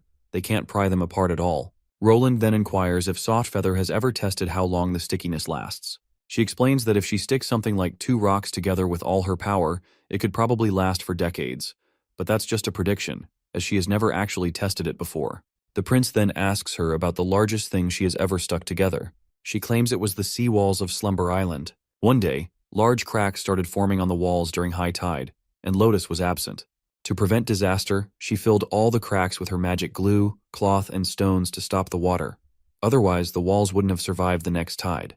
But Puss then chimes in, expressing that she plans to stay longer this time, and she's also ready to demonstrate her abilities. Roland immediately shifts his attention to Buttpuss, which causes Softfeather to pout in annoyance. But Puss then reveals that her ability is an area of control. Anyone who comes within 5 meters of her has to act according to her will. To demonstrate, she casts her magic on Iron Axe and Knight Carter, and both men suddenly start dancing against their own wills. She states that she can do this about 10 times a day. The prince is quite pleased to see another unique ability.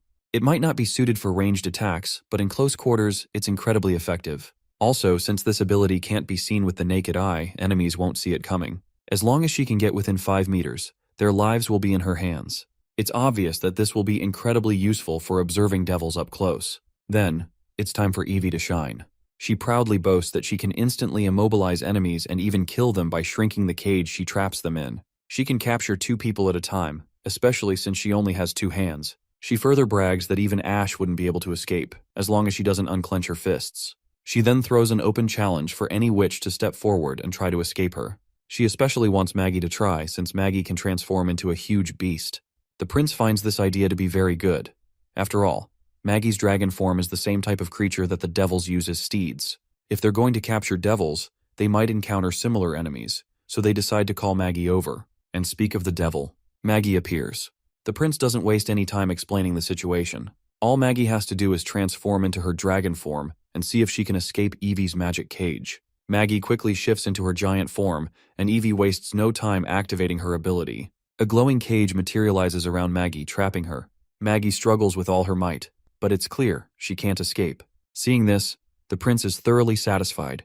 Even if they face a devil riding a dragon, they'll still be able to capture it, and the cage itself is incredibly sturdy. Roland then orders Evie to release Maggie, but instead of complying, this crazy woman does the opposite. She tightens her grip on Maggie and slams her down into the ground. Everyone watching immediately panics and starts yelling at Evie to release Maggie, but Evie doesn't listen. She completely ignores them. Seeing this, Lightning gets annoyed and charges straight at the treacherous woman, but Evie just traps Lightning too. And then, with no hesitation, she throws her away. That's when Roland finally snaps. He promptly delivers a hard slap across Evie's face for the shit she's pulling. That slap is enough to snap Evie out of whatever twisted mindset she was in, and she quickly apologizes. Apparently, she was just trying to gauge the other witch's powers. She believes that people are capable of surpassing their limits when facing danger, and she just wanted to make the test results more accurate. But from what she's seen, even an evolved non-battle witch can't compete, which makes their so-called ascension completely useless. Prince, on the other hand, is totally not vibing with this lady. He can't figure out what kind of messed up upbringing she must have had that makes her think hurting others is completely normal. Roland then turns to Maggie and asks her about her well-being.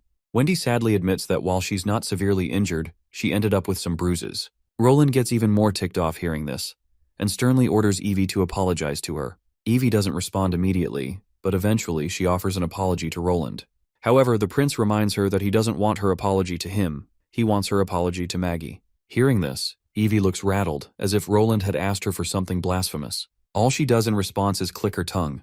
Seeing her messed up attitude, Roland realizes that the situation on Slumber Island is worse than he thought. Most importantly, he sees that she doesn't believe she did anything wrong. He can think of countless ways to punish her, but none of them will change her twisted views, so it's pointless. Instead, Roland tries to mess with her psychologically. He reminds her that just because she thinks she's strong doesn't mean it's her right to hurt those weaker than her. In reality, she's the weak one. Roland reminds her that support witches are more important than battle witches, and in a fight, support witches are the heart of survival. Her idea that the opposite is true is both pitiful and laughable. She won't win if she relies on her abilities alone. Evie just feels annoyed and believes that no support witch is capable enough to defeat her. But Roland makes it clear that most of the Witch Union members could do it easily, even if they've never used their abilities in combat. Yet Evie sticks to her guns, making it clear that she believes no one can defeat her.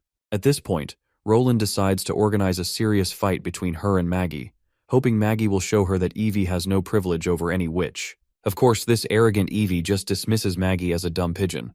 Roland makes it clear that the duel will take place tomorrow, and he wants Evie to learn that she's not as strong as she thinks she is. The next day, an extravagant breakfast is laid out in front of Evie. She had expected them to starve her so Maggie would have an upper hand, but it seems like they want her to fight fair and square. This also shows how much Roland trusts Maggie. Softfeather then reminds her that Madame Heidi Morgan had clearly told them to simply observe the situation, and they've only attracted unwanted attention by making a scene. But the arrogant Evie reminds her friend how Madame Heidi would say that battle witches who conquer territories and wield power for their ruler are more important. As for the king here, she finds him strange.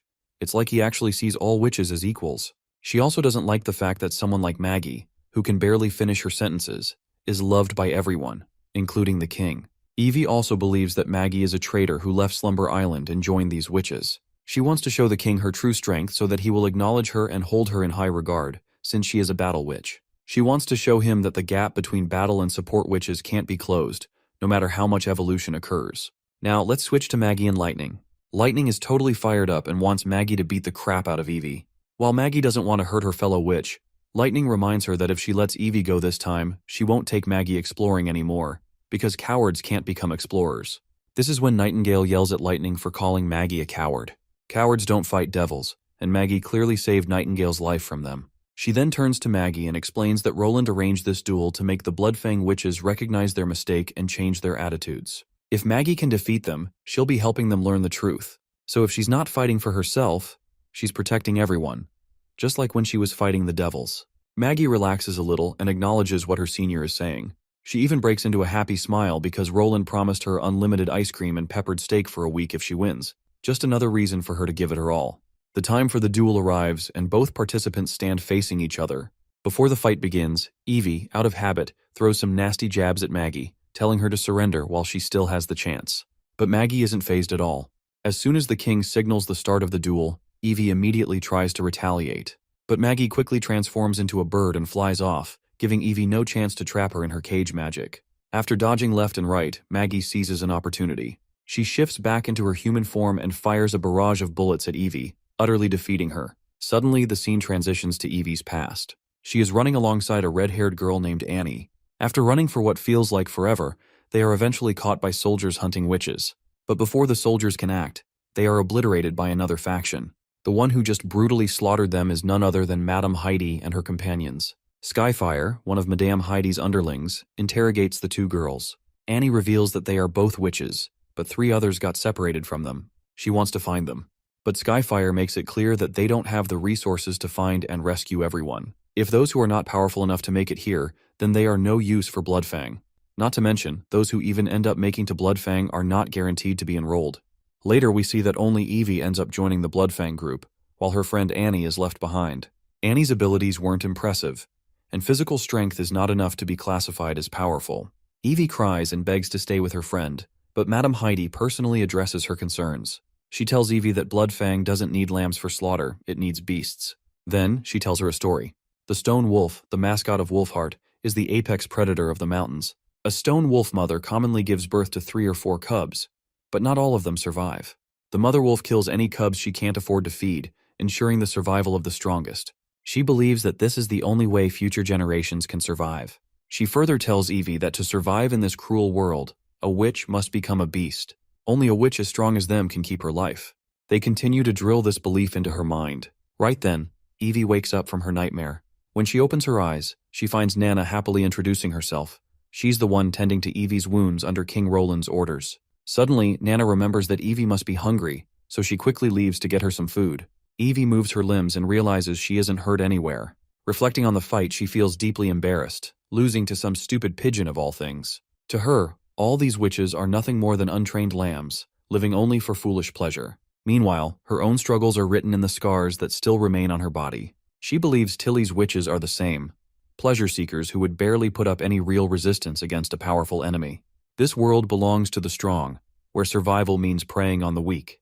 To live, one must become a beast and act like one. She holds Madame Heidi's teachings close to her heart, and yet, she can't stop thinking about her friend Annie, who was left behind simply because she wasn't strong enough. She remembers the times they used to share food, breaking bread together. Just then, Nana returns with some freshly baked bread, and Evie promptly takes it.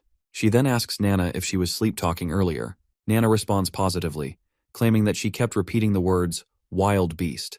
She asks why Evie would say something like that. After all, she isn't a wild beast. To Nana, they are all just witches. And witches, in the end, are no different from humans. Sure, witches possess supernatural abilities, but according to King Roland, they aren't all that different from mortals. Later, Evie meets Roland, wanting to know what kind of weapon Maggie had used against her. That's when Roland shows her the revolver. This thing is called a gun.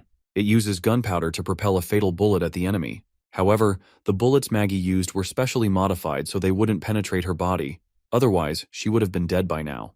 He emphasizes the importance of this weapon. He shows her a bullet, not longer than a pinky finger, but manufacturing it is an incredibly complex process. This process involves hundreds of ordinary townspeople and 3 witches, all working in strict coordination to produce them. And these witches are non-combat witches, the kind Evie has always considered useless. Perhaps they can't use their abilities to directly take down an enemy, but that doesn't mean they aren't powerful. Similarly, an ordinary human would struggle to fight a wild beast with their bare hands. Yet those who have risen to the top of the world are humans, not beasts. So, instead of calling them non-combat witches, he prefers to call them support witches. Their abilities allow them to accomplish things that would otherwise require dozens of ordinary people. As a result, humanity can easily defeat beasts, and from a certain perspective, support witches might even be more valuable than combat witches. But Evie believes that if these weapons were placed in the hands of battle witches, they could be put to far greater use. To this, the prince points out that the difference wouldn't be significant, at least not significant enough to turn the tide of a war. He asks her to imagine facing 10 ordinary combatants, each wielding the same weapon as her. In that situation, her chances of winning would be slim. His lands can currently produce 7 or 8 of these guns per day, but there is only a limited number of combat witches available. Simply having weapons isn't enough. If they wish to keep using them, they must establish massive production and logistics teams. It may be a hard truth to accept, but he reminds her once again that humans surpass beasts because they use intelligence to create and harness power that previously didn't exist. And in that context, support witches are indispensable. Magic is undoubtedly one of the greatest tools, yet she is wasting her talent. At that moment, she remembers her friend, the one who wasn't a battle witch and was left behind because of it. For the first time, she questions whether support witches can actually be useful. To this, the prince admits that magic has countless uses. Its effectiveness varies, but as long as it is used correctly, it can bring about miracles. In the afternoon, the reserves of the First Army will conduct live fire gun training. He arranges for Evie to observe. If she goes, she will witness firsthand what true power is. Later, we see Wendy scolding Agatha for skipping meals while overworking. Agatha apologizes, explaining that she was so focused on making the last batch of dinitrogen that she didn't realize it was already nighttime. She partly blames Roland for inventing light bulbs. When the factory lights are on, it feels like daytime. Regardless, Wendy places a dinner box on the table and urges her to eat before it gets cold. She also tells Agatha that if she ever feels tired, she should ask Echo to sing the Song of the Springing. The melody can lift her spirits and relieve exhaustion. More than anything, Wendy reminds her that she is part of the Witch Union, and she doesn't want any of her sisters falling ill. Agatha is touched by Wendy's concern and promises to take better care of herself. As she opens the dinner box, she notices a small jar of honey, which warms her heart even more. Wendy not only made sure she ate but even remembered her love for sweets. It reminds Agatha of tequila, where they mostly survived on fruits and grains grown by support witches. Meat was rare, and seasonings, sugar, and honey were out of the question. Even if they had a witch who could control bees, she would have been sent to the battlefield rather than assigned to produce what was considered an unnecessary luxury. She is grateful that Wendy paid attention to her small preferences. Since she can't feel the cold, she has never been particularly sensitive to warmth. But in a way, it does get chilly when she's alone. Maybe living with others isn't so bad after all. Just then, Nightingale appears, teasing Agatha about her cravings for sweets. But she's also here to deliver a message. Roland wants to see her. Agatha already knows what this is about. He probably wants to lecture her about work-life balance and convince her to go home earlier. Since she already knows what he's going to say, she tells Nightingale to inform him that she doesn't want to waste his precious time. She promises to keep his concerns in mind. However, Nightingale reveals that this isn't the only reason. Roland also wants to discuss launching an attack on the devils. That gets Agatha's attention. She opposes the idea. Killing a few thousand devils won't make them throw down their weapons and flee. The war won't end that easily, and if they act too soon, the kingdom could be in ruins before they even establish what they have envisioned. But the prince clarifies her misunderstanding. He doesn't intend to destroy the devil's camp. He wants to capture some of them alive. The new witches are perfect for this task, and after Evie captures the devils, they can transport them easily using a hot air balloon. Prince then asks her few crucial questions. Can devils survive without the red mist they carry? And more importantly, would their blood still be useful for creating sigils? Typically, a canister of red mist lasts a day or so, and devils determine how much to bring based on their mission. If they are patrolling or conducting surveillance, they usually carry 3 or 4 canisters, but that is their limit. Once they leave that strange black tower, the mist gradually loses its effectiveness. Otherwise, the scholarly guild would have mass-produced sigils long ago by feeding devils and chaos beasts. The prince understands this. If they successfully bring back a live devil, he asks Agatha if she can use it to create more sigils. She confirms that she can, but she will need sufficient ingredients, an independent lab, and at least 20 mortal assistants. The success rate for creating simple sigils is around 8%. More advanced ones require specific types of stones, materials they currently lack. She then suggests that when he goes to capture the devils, he should bring both her and Anna along. She reminds him that his witch union includes multiple high-tier witches, and when combined with his unique weapons, their overall strength is comparable to an allied divine squadron. Even if they encounter the underworld ruler, Miss Anna can activate the divine sigil twice, enough to obliterate their foes. Besides, victory over the devils is her life's mission. She will not disappoint him. King Roland then asks another question.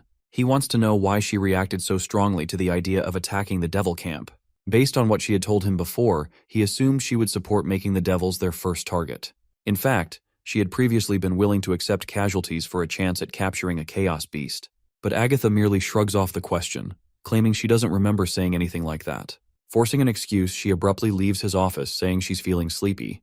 As she leaves, she recalls how Wendy once predicted that Roland would become king of Grey Castle and lead them to victory against any enemy. And now, that prediction seems to be coming true.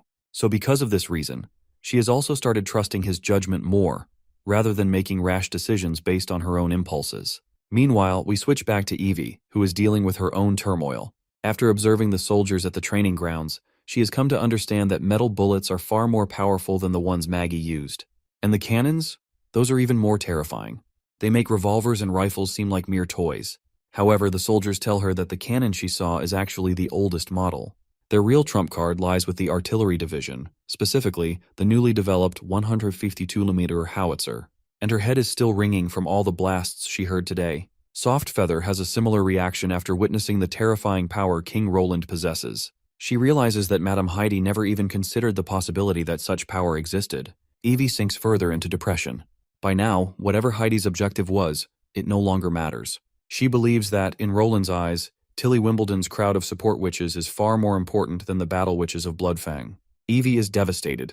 The power she had been so proud of all these years is nothing more than a joke. Other than Annie, she has nothing left to hold on to. She then announces to Softfeather that she does not want to go back to Bloodfang.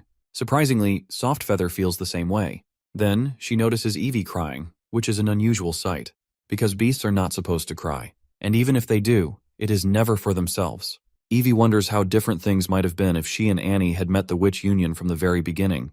Later, they visit Roland and reveal everything about Bloodfang, how it operates and what its true nature is.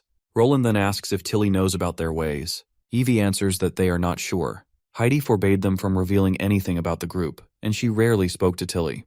The prince then inquires about the other witch groups on Sleeping Island. Evie explains that most of them are closer to Tilly, especially after the slumber spells were built.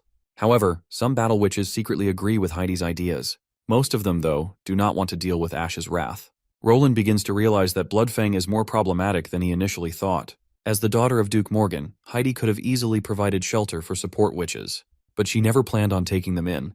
Her goal was never about compassion, unlike the Witch Union. She only wanted a hit squad. He may need to send a secret letter to Tilly to warn her about Bloodfang. Then, the prince asks why they are revealing everything about Bloodfang now, despite being forbidden from doing so. The only explanation he can think of is that they both want to abandon Bloodfang's orders. They confirm his suspicion, admitting that they wish to join the Witch Union. Roland had expected that the firearms demonstration would deal a blow to their pride, but he did not expect it to shake them so deeply. He then addresses Evie, reminding her that he cannot just forget the fact that she hurt Maggie. For now, he cannot accept them into the Witch Association. This is when Evie begins to unbutton her clothes and stands bare before the prince. She offers herself for punishment. Before Roland can react, Nightingale swiftly moves to block his vision, preventing him from seeing Evie's exposed body. She then promptly rushes to cover Evie with a blanket, but in that brief moment, Roland catches a glimpse of the permanent scars marking her back. And suddenly he understands. Evie's willingness to accept punishment without hesitation reveals just how deeply Bloodfang's ways are ingrained within her. This is not just about obedience, it is about control, submission, and a warped sense of loyalty. Roland tells her that if she truly wants to join the Witch Union, she must stop acting as though she is still part of Bloodfang. She is no longer a tool to be used or discarded. A short while later, as he grows more relaxed, he informs her that she may submit a request through Wendy. Her behavior and willingness to change will determine whether the witches are willing to accept her. But no matter what, Neverwinter will always be a home for witches. Even if she does not become part of the Witch Union, she will not be cast out. When Evie leaves, Nightingale comments on how fortunate she is. She survived while her friend Annie was not as lucky. If Bloodfang is truly the only witch organization left in Wolfheart, then witches who do not fall into their ranks likely face even worse fates. Captured by the church or aristocrats, their chances of survival would be slim. The next day, Anna arrives wearing a new uniform, looking absolutely stunning. She seeks Roland's opinion on the outfit. He has grown used to seeing her in the maid uniform, so this change is refreshing. The fabric was provided by Soraya's magic, making it both lightweight and durable. This means she can design even more outfits for Anna, an idea that excites Roland. Then, he reveals the real reason he called her over. He wants to develop a new energy source, an alternative to the steam engine. He presents her with blueprints for a new machine.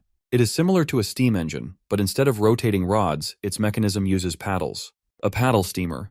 It still relies on pressurized steam, but the efficiency is significantly improved. As for Anna's role in its construction, just like with the battleships, Progress will depend on the first working prototype. There is no rush, though, since Wendy mentioned that they are preparing to capture some devils. And this time, Roland will not be joining them. Anna is visibly relieved. She cannot bear to watch him get injured, or worse, killed, like last time. They share some passionate moments together before she departs. Later, after Anna leaves, Nightingale appears. Roland tells her that they should practice a few more times before the mission. She must be completely familiar with the plan and everyone's role. This ambush will target small groups of devils that pursue invaders, and they must be ready to adapt if things do not go as expected. If the situation turns dire, Roland orders her to ensure that Anna returns safely, no matter what. That is precisely why he is not going with them. Otherwise, everyone would prioritize protecting him, leaving them vulnerable. Just then, they notice Barov through the window. He has returned from the capital. Since Roland wants to discuss smelting operations with him, he decides to head out to meet him. Meanwhile, in the capital, Iris, the daughter of Duke Carlin, arrives at the castle, seeking an audience with King Roland. However, the guards inform her that Roland left Prime Minister Barov in charge, but Barov himself departed for Neverwinter a few days ago. For now, the castle stands empty, except for the servants. Iris feels frustrated as she stares at the grand yet empty castle. They had rushed all the way here without stopping, only to realize that they completely missed their mark. She cannot believe that the king abandoned such an incredible city just to build his own in the western region. With no other option, she decides to return to the pier. If Roland is in the west, then that is where she must go. She is adamant about meeting him. However, her brother reminds her that there is no need to rush. They can take their time. Reluctantly, Iris agrees. She decides to find an inn for the night and leave in the morning. As for the heads and the rest of their luggage, she insists on leaving them on the boat. The last thing she wants is to smell them any longer. The next morning, when the siblings return to their boat, they are met with an unexpected sight. The ship has been burned down. Iris immediately seeks out a dock worker, demanding to know why their ship was set ablaze. The worker promptly explains the situation. Some fool left corpses on board, and the smell attracted burglars. He reminds them that people in this city are extremely sensitive about dead bodies. After all, it was corpses planted by the church that caused the terrible plague just a year ago. Fire, he says, is the safest and most effective way to eliminate the threat. To make matters worse, the captain of the ship has been arrested for questioning. Hearing this string of bad news, Iris's frustration grows. This trip was supposed to be about pledging their loyalty, but now it feels like everything is falling apart. Meanwhile, at the border town, the witches gather to prepare for their devil heist. They engage in target practice, ensuring their precision and control are perfect for the upcoming battle. Once training is complete, they celebrate their efforts, spirits high. However, Evie remains uncertain. She is still unsure if these witches are truly capable of capturing devils alongside her. Roland had told her that they were all support witches who had contributed greatly to the kingdom. But standing here now, she sees something different. These are not support witches, they are textbook battle witches. And then there is Nightingale. The moment she slips into her mist, the entire world becomes hers. She moves like a ghost, phasing through reality itself. Nothing can stop her. A goddess of death who can kill in silence. Any enemy would be struck with dread upon realizing she was coming for them. But Evie knows that even this terrifying display is nothing compared to the unimaginable existence of devils. After all, they destroyed the Witch Empire centuries ago. And now, they lurk near the western region, closer than ever before. Their plan was crafted by a 400-year-old witch who intends to study the monsters. According to their strategy, Anna is their true trump card. But is she really powerful enough to wipe out pursuing devils in an instant? Now, it is finally Anna's turn. Her task is to eliminate all the balloons floating in the sky. She activates her sigil and unleashes her power. In an instant, every balloon is obliterated at once. The sheer force of her attack is so overwhelming that even Agatha is in awe. It feels like divine punishment itself, a true hidden weapon at their disposal. Witnessing this power, even Evie is left speechless. Compared to Anna, the beasts that Bloodfang prided themselves on are no different from sheep. Roland then questions Nightingale about what she saw in Anna's attack. In response, she explains that she saw those flashes of lightning, which were created with magic. She also saw the violent swirl of magic in the mist. But its color was different from any other magic she had seen before. And the color was very peculiar. It was black, or rather it was colorless light. It resembled the void created by the stones of divine punishment. In her mist vision, the gleaming power of sigils appeared both colorless and black. Roland then asks Agatha about the amount of research involved in studying sigils. Agatha explains that there wasn't much, as she had already told him everything they had learned. After all, only the top witches could activate sigils, and their powers couldn't be wasted on testing. He then shares a hunch. The stones of divine judgment don't actually negate magic. Instead, they might be vessels of highly concentrated magic, so much so that their magic levels are so high they cause other magic around them to stop working. Agatha then remembers that the disciples at the Scholarly Guild, who were in charge of observing magic, had clearly stated that surrounding magic stones would stop working when sigils were active near them. The prince, in response, argues that her observation could have been obstructed by the divine sigil's blinding surge of energy, like how a shadow disappears in bright light. But in Nightingale's mist world, only magic has color. Even if she stares directly at the sun, it wouldn't appear in her vision, which could explain why past witches never discovered this phenomenon. With this explanation, Agatha figures that divine sigils remain unaffected by the stones of divine punishment because their magic concentration is even higher. She then wonders if chaos beasts absorb magic from the stones to focus their direction. The prince somewhat agrees, but Agatha still isn't sure. If the lightless void is a result of an incredibly high magic concentration, then why doesn't it happen to witches? For example, Anna has activated the divine sigil twice, meaning her magic levels should be higher than a stone's. But her black fire is still affected by the stone's negation, and she herself doesn't negate magic. That doesn't make sense. She also notes another strange thing. Why do magic stones need to be charged with magic to activate? She remembers her teacher once believed that only life could be a vessel for magic. Lifeless materials were abandoned by magic, and the properties of witch and devil blood were proof of that. The prince doesn't mind proving this hypothesis wrong, but he points out that magic stones aren't much different from regular gemstones, unless they're infused with external magic or formed into a sigil. There has to be a connection within all this, something he might be overlooking. For now, Agatha decides to set this mystery aside. They may figure it out as they create more sigils in the future. Right now, they need to focus on Operation Melting Point, the mission to capture the devils. The time for the mission finally arrives, and before Anna departs, she and Prince Roland share a romantic moment together. But suddenly, Lightning and Maggie butt in, completely ruining the sweet time the couple was having. All because they want Roland's attention too. Seeing this, Agatha can't help but notice how this is just a simple devil hunt, yet Prince Roland seems so deeply caring for Anna and the others. Anyhow, the ship finally sets sail, and as the prince waves them off, Nightingale suddenly pops out of her mist, steals a quick smooch of her own, and vanishes, promising that she'll be back soon enough. With that, the ship leaves, and King Roland is left hoping everything goes well. For this operation, the team has hot air balloons along with 2 fully equipped ships carrying soldiers as a safety measure. The steamboat is much slower than the hot air balloons, so they need about 2 days just to reach the end of the Redwater River. They only have 2 ships with them, both stacked with the First Army's best veterans, with Captain Brian leading the charge. One of the ships will remain on standby near the beach, about 2 to 3 miles away from the operation site. They won't participate directly in the hunt unless something goes wrong and suppression is needed. The hot air balloon doesn't have to fly very high this time. As long as they get around the snowy mountain, Sylvie should be able to spot the tower's eye monster. According to Agatha, anyone who notices the eye monster will immediately be located by the devils. As they lower their balloon's altitude, Lightning asks Sylvie if she can see anything. Sylvie replies that she needs to get closer, otherwise she won't last for very long. Wendy promptly uses her wind magic to push the balloon a little lower, and once the balloon is right over the red mist, Sylvie activates her abilities again. Almost instantly, she feels as if countless monsters are staring back at her, shocking the hell out of her. She quickly reports that she has managed to grab their attention. The devils are coming. Without hesitation, Sylvie hops out of the balloon and onto Maggie's back. Meanwhile, Lightning makes sure to carry Wendy as they head toward the ambush spot, leaving the balloon deserted in the air. Sylvie spots 5 silhouettes, 4 flying beasts, and about the 5th one, she's not sure what it is.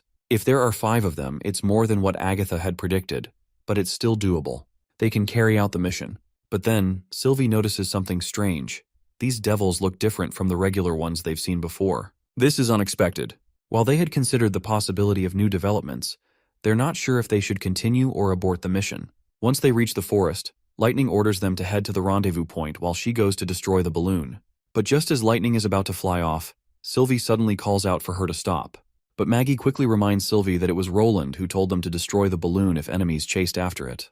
Wendy also agrees that they should regroup with the First Army to minimize unnecessary risks. However, Sylvie urgently reports that some of these devils don't look the same. They aren't just fighting against normal devils. She wants to warn everyone before they engage. Meanwhile, Lightning zooms through the sky and finally reaches the balloon, which is being pursued by the devils. Without wasting time, she detonates the bomb and dashes away. The explosion goes off, taking down one of the devils while the others are caught in the blast, tasting fire. Feeling proud of herself, Lightning mocks the feeble monsters for getting tricked so easily. Then, picking up speed again, she dashes off toward her next goal, luring them into Miss Leaf's forest. She's confident that the thick overgrowth of vines and thorns will become their worst nightmare. But judging by how these guys look like Dark Souls monsters, this devil hunt probably won't be as easy as they thought. Meanwhile, Sylvie reports to everyone about the strange devils she just saw. It seems like Agatha already knows about them. She explains that while those robed devils are fearsome and incredibly terrifying to mortals, witches don't need to fear them, so long as they avoid eye contact. Their eyes are hidden beneath scars on their faces that resemble scorch marks. Sylvie then brings up the armored devil, the one flying without the help of a dragon monster. She wonders if it could be an underworld ruler. Agatha quickly assures her that it's not. If her memory serves her right, she believes it's most likely a high-tier devil. The Alliance knows very little about them, but she does know that they have multiple abilities. They are humanoid but much larger. High-tier devils are incredibly powerful, both in strength and magic. It's been rumored that only witches stronger than Transcendents can rival them. Hearing this, Sylvie panics again as they don't have anyone stronger than a Transcendent. She immediately decides to tell Leaf to stop everything and retreat to the First Army. Agatha then explains that the armored devil can fly because it has a flight stone. If the team only consisted of Lightning and Maggie, they might be able to escape. But the rest of them wouldn't survive once they left Leaf's protection. She has never seen a high-tier devil in person before, but she's heard from Lady Alice that total concentration is necessary when fighting them. Even a tiny mistake could cost them their lives. So Agatha directly calls the others and announces that they are changing the operation. She orders all witches to switch to Plan B, abandon the capture, and use the Divine Sigil to wipe out all enemies. Nightingale must keep an eye on the armored devil, and Anna must strike the moment an opportunity appears, no hesitation allowed. Sylvie, however, can't help but have doubts. Can they really defeat something like that? Agatha assures her that high-tier devils rarely appear alone, and if it has two fearsome devils as support, they may win. Turning their backs and running would only lead to death. Full retaliation was their only option. Lightning reports that the enemies have arrived. Sylvie follows up, confirming that the armored devil hasn't landed yet. It's still chasing after Lightning. Meanwhile, the rest of the devils have parked their mounts outside the forest and are now giving chase as well. That's when Sylvie notices something strange. There are only 4 devils. One is missing. Agatha and Maggie decide to stick to the plan and eliminate the devil's steeds first. Maggie quickly lures the dumb monsters in with her charm, and Agatha ambushes them. Together, they take down 2 of the creatures in an instant. Only one flying monster remains.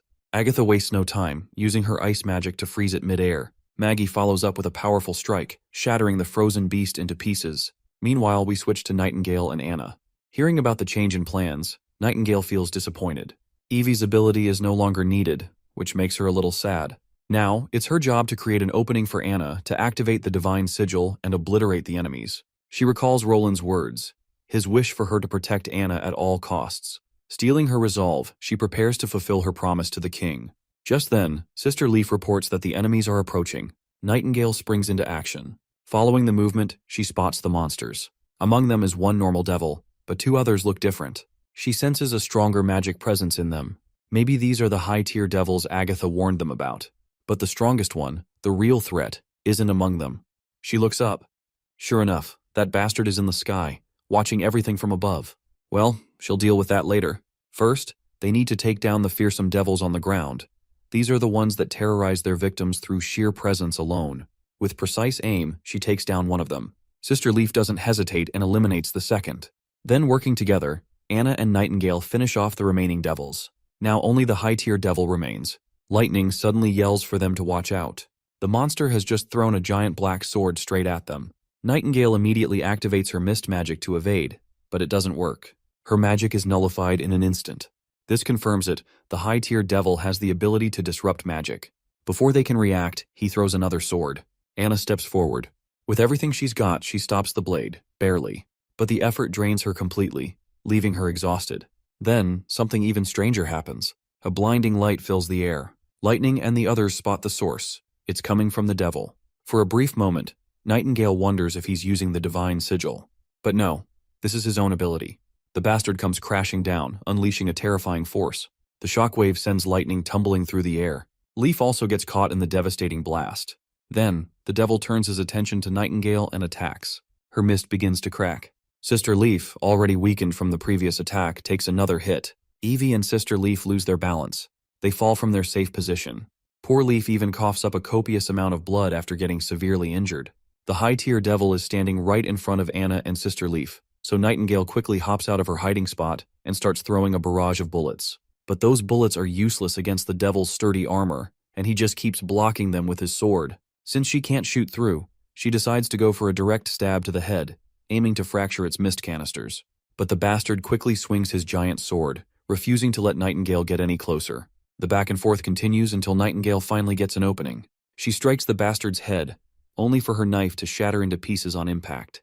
The bastard actually has a magic barrier surrounding its body. Then the bastard starts charging energy in his palm, preparing to throw it at Nightingale. The energy he exudes completely nullifies her magic, and before she can react, he strikes her hard in the stomach with his sword. That single hit nearly obliterates one of her sides. The bastard raises his sword in the air, ready to finish her off, but before he can, Evie uses her magic and completely traps him. But it's clear Evie is struggling. The bastard is just too powerful, and he's already resisting. Nightingale tells her to just slam him into the ground, and before the bastard can break free, Anna steps in, prepared to unleash the power of the sigil. That terrifying force is enough to leave the monster in shambles. He can't silence abilities anymore, so Nightingale seizes the chance, grabs Evie, and they quickly escape. Meanwhile, Anna gives it everything she's got, unleashing her full power against the bastard. Eventually, she's completely exhausted. The worst part is that even though the devil is brutally wounded, he's still standing. He just tanked the sigil's attack and braved through it. Nightingale starts feeling the toll of the battle. Anna is out of commission, Leaf is drained, and Lightning is nowhere to be seen. That's when Evie steps forward, dagger in hand, ready to fight the monster. Her powers are almost depleted, but she's still a combat witch. Just then, Agatha and Maggie arrive. Maggie swoops in, crashing right onto the bastard.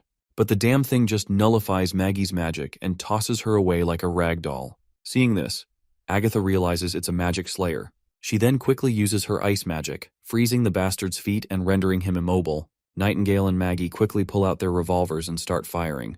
But once again, the monster counters with another magic attack, sending Agatha staggering. He finally breaks free from the ice that was restraining him. But before he can do anything else, Sister Leaf steps up. She uses the sigil herself and launches a devastating attack that completely stuns the monster.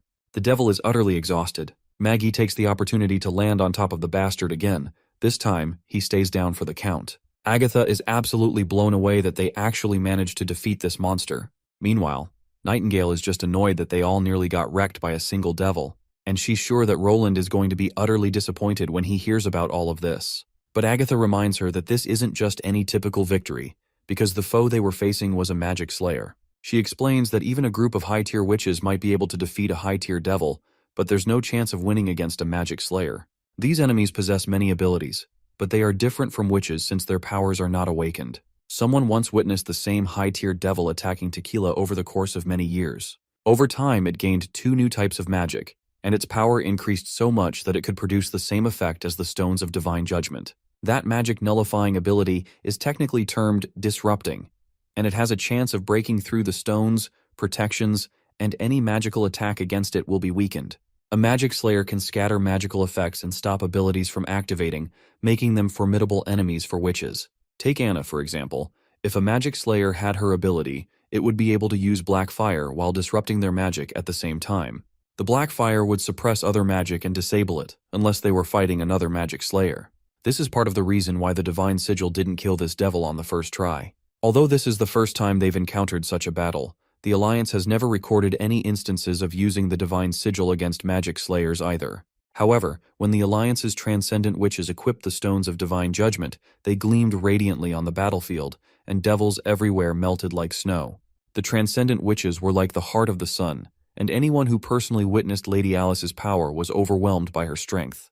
Yet no Alliance member has ever managed to defeat a magic slayer. And according to Agatha's knowledge, witches and devils are fundamentally different. That's when Maggie notices something surprising in the devil's corpse. It's actually a box. When she opens it, she finds a bunch of magic stones inside. Agatha is shocked to see them. She can't really tell what type they are, but judging from their brilliance, they were made from top-quality stones of divine judgment. Leaf is happy to see that their devil hunt wasn't all in vain. They at least got their hands on some valuable loot. Maggie then decides to investigate the other corpses to see if they contain more stones. Wendy arrives and is concerned to see Anna knocked out. Leaf assures her that she's just unconscious from magic depletion. Lightning also returns, apologizing for her absence. When the devil swung its sword, she fell from the sky. But Nightingale is just happy that she's safe and gives her a little pat.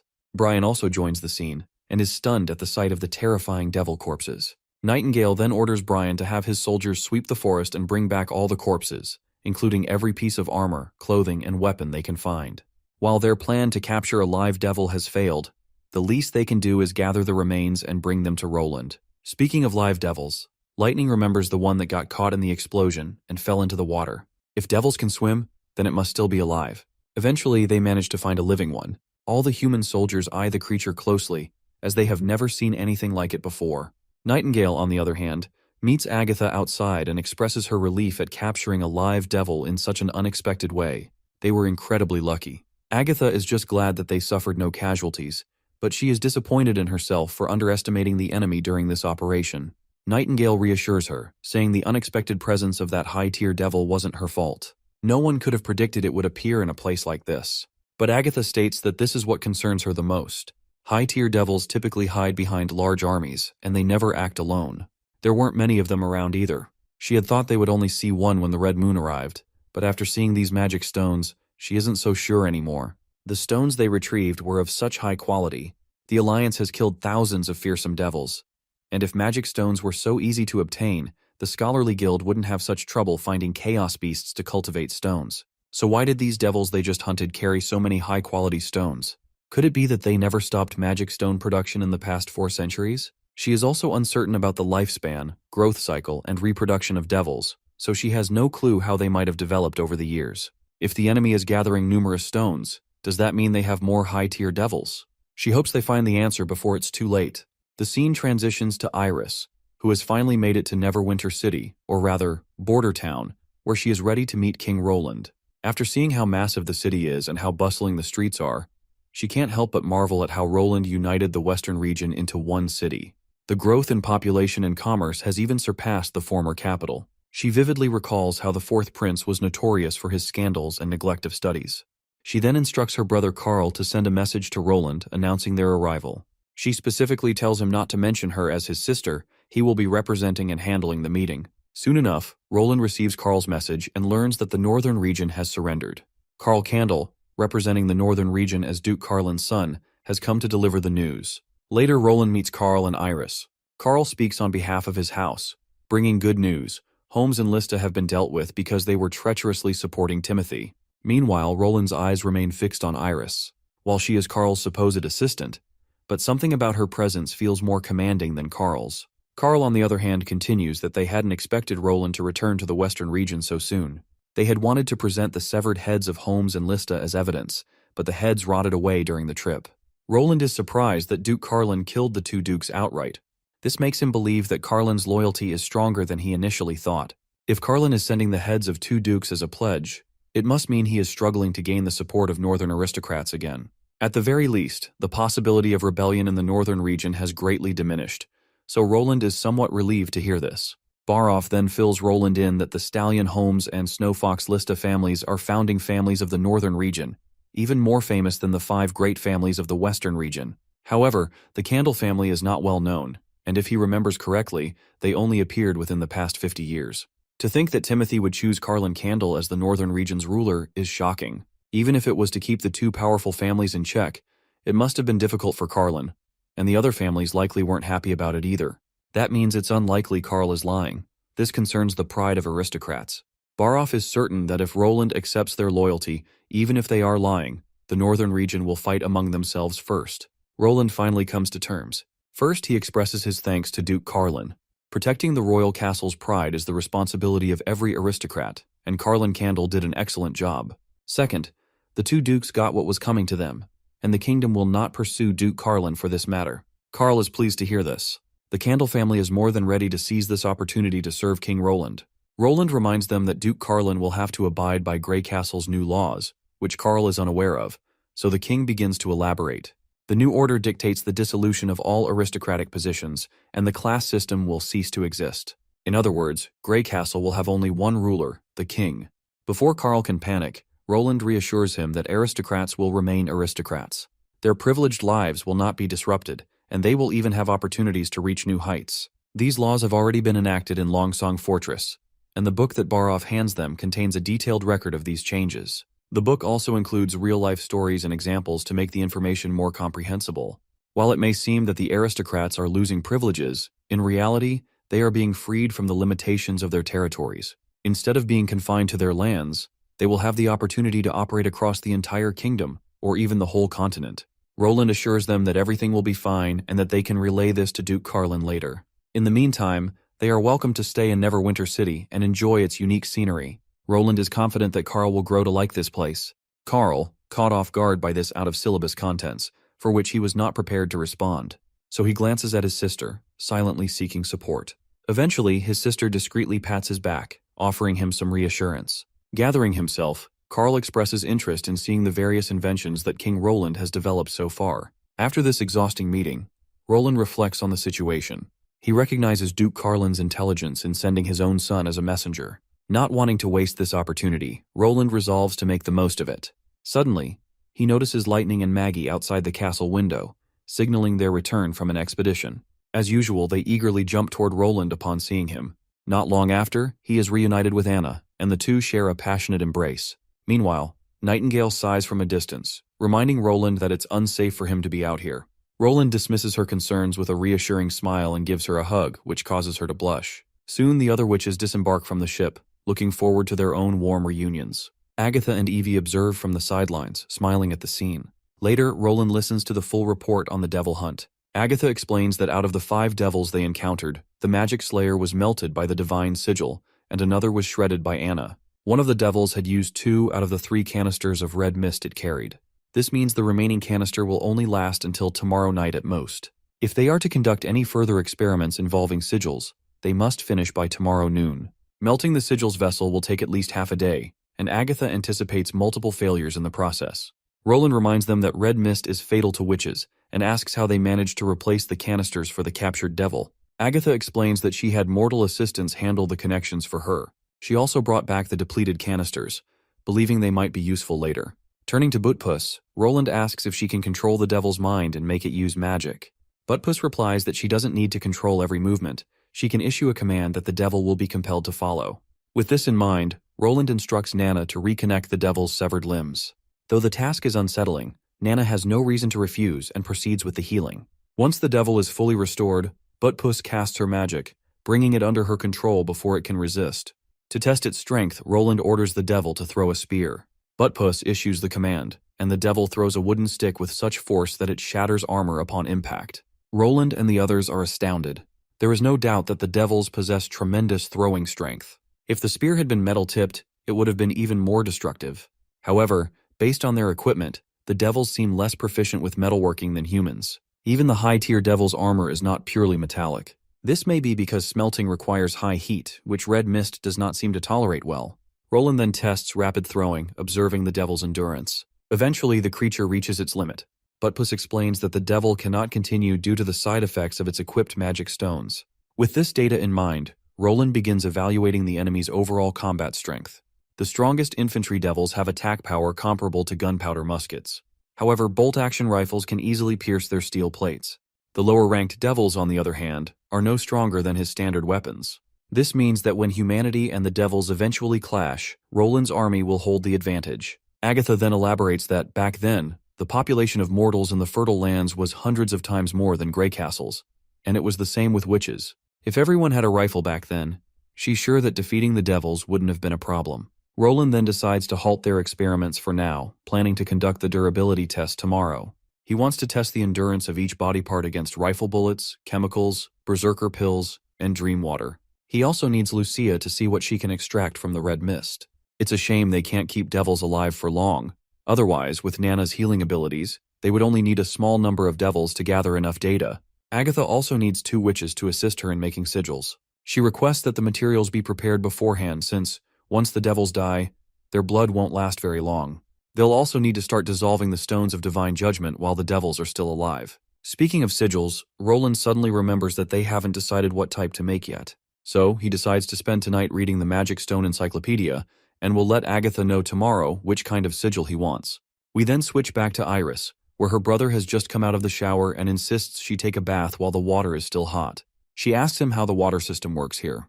Carl explains that he's heard the water in the pipes flows from that big metal tower, though he still doesn't know how they even managed to raise the water that high. Iris is totally out of the loop on how everything operates here. She looks outside and notices how all the building windows are glowing with light. There's a common saying among merchants that man-made light after dark represents wealth. She had thought that brightness at night could only be seen in pubs and theaters, but now she understands what it truly means. Under the lights, every factory in the city is producing all kinds of goods, what they call industrial products. She also can't forget the steam engine she had seen. A rough lump of metal is smoothed by spinning wheels and shaped by rotating drills, turning into shining mechanical parts among mounds of grease and scraps. It's an entirely new kind of beauty. The steam engine is a beauty far beyond the brilliance of a gemstone or an intricate dress. She is desperate to figure out how in the hell Roland Wimbledon acquired all of this alien knowledge. She then leans back and questions her brother about the new law Roland has created. She wants his take on it. Carl isn't sure how to respond, but he plans to write a letter to their father tomorrow about it. Still, he fears their father might not accept the terms. He read the booklet His Majesty Roland gave him, and even if he disregards whether the examples in it are legitimate or not, he argues that the highest-ranking example mentioned was merely the son of a lord. Yet, under the new laws, that man has become something like a duke without a territory. And that man we are talking about is Ambassador Petrov. If Carl is being honest, he would probably do the same as His Majesty Roland if he were in his shoes. But he worries because their father is the legitimate ruler of the entire northern region. He is the Duke of Evernight City, holding far more power than the honeysuckle heir. If he agrees to Roland's demands, he would essentially be giving up his territory. Instead of a promotion, it feels more like a steep demotion. Well, his sister kind of agrees with his judgment, but she reminds him of one crucial thing her brother didn't take into account: the question of whether they can maintain their power. She points out that the only reason they distribute land to their knights and personnel is to preserve their loyalty to the Candle family and attract newcomers to pledge their service. And if their father had owned the entire northern region outright, the knights would have left long ago.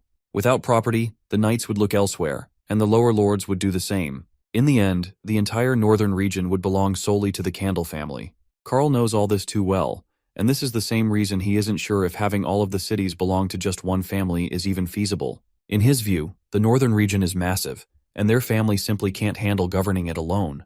Not to mention, collecting taxes and harvests is already annoying enough. They can't expect the peasants to just pay up on their own. But his sister reminds him that they've been expanding their vassals precisely to protect their land. They've been following this approach because their military and governing abilities are limited. And that's exactly why Roland wants to establish a unified system. With how fast everything is changing, no army can gather the strength to defeat Roland, and no one on the entire continent can oppose him. But Carl reminds her that Roland also believes a strong, centralized government can manage an entire continent. So distributing land to lords isn't necessary. His sister, however, counters by saying that Roland himself believes that this shift is inevitable.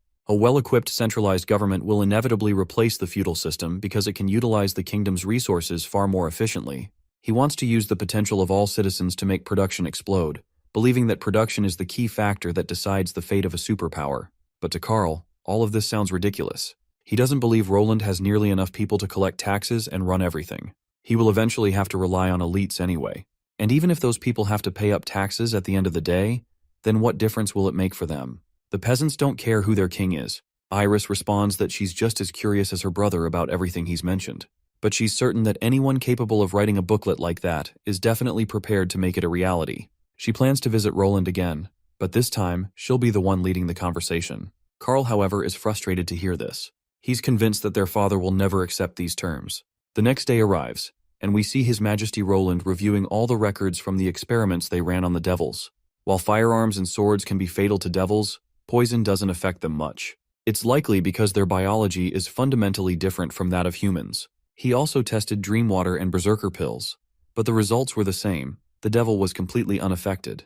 The former couldn't tranquilize them, and the latter didn't induce any berserk reaction. Furthermore, once the red mist was dissected, it broke down into various types of gases and liquids. According to Kyle, some of it was flammable and smelled absolutely gut-wrenching, while another part was nitrogen. The rest was still unclear.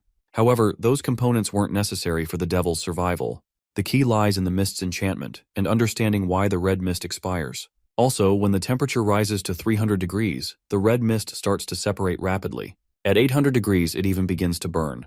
It seems that fire is a decent weapon against devils, on top of traditional firearms. Just then, an officer reports to Roland that the Northern Region's ambassador wishes to see him.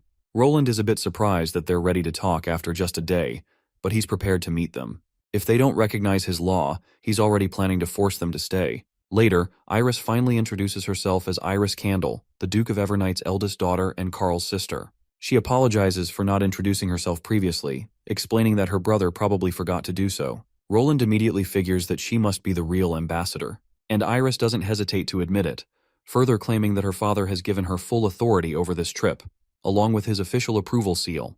The prince is quite intrigued to finally meet her.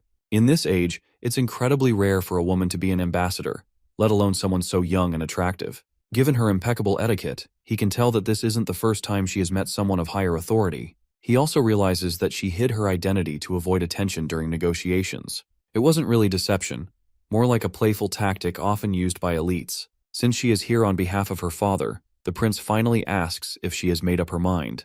Before giving a direct answer, she first wants to ask a few questions and clarify some things. She recalls that he mentioned how the aristocratic system would be eliminated due to the growth of central power. But without the elite's help, she wants to know how he plans to ensure that the kingdom will still be managed efficiently. Majesty Roland is intrigued by her willingness to debate, and her question is an interesting one. He's more than ready to respond, so he tells her that he will ensure the kingdom is managed efficiently through the power of the people and the development of technology. She then follows up with another question, inquiring if he is talking about normal citizens. He confirms that he is indeed talking about citizens. Essentially, the city hall will hire, train, and equip a governing team. Their qualifications won't be based on wealth or status, because it doesn't matter whether they were aristocrats or not. She then challenges him again. How will he prevent governing officers from neglecting their duties when stationed far from the capital? Once Grey Castle is fully unified, how will commerce be regulated across different regions? And can high production really be a standard to measure the efficiency of legislation? Roland smirks and elaborates on everything. Once he's done explaining, she appreciates his answers. She hadn't expected him to be so thorough. She's also impressed that the rulebook he wrote doesn't lack context either. Once again, Roland finds himself fascinated by how sharp she is. While he isn't the most well-versed in politics, he feels that's the most he can tell her on the subject. She then moves on to another topic. She wants steam engine equipment to be produced in the northern region. But the prince reminds her that he doesn't have enough personnel for that. Most importantly, replicating the technology would be difficult since the process requires the input of witches. After discussing all these matters, she is still curious about one particular thing. She doesn't quite understand why he is rushing to reunite Grey Castle, especially when he could just wait 10 years or so and easily conquer any region. In order to answer her question, Roland invites Iris to follow him. He assures her that she will understand soon enough. Eventually, he takes her to the experimental lab, where the devil lies restrained on a table. He explains to her that the foreign creature before her is a devil. They originate from beyond the northern mountains, and they pose the greatest threat humanity has ever faced. The war between humans and devils isn't about wealth or territory, it's a battle for survival. The losing side will be completely wiped out. This truth has been buried and censored by the church for centuries. In reality, this war stretches back millennia and was once known as the Divine War. Seeing the undeniable evidence before her, Iris is forced to acknowledge his words. Roland suggests continuing the discussion at the guest house.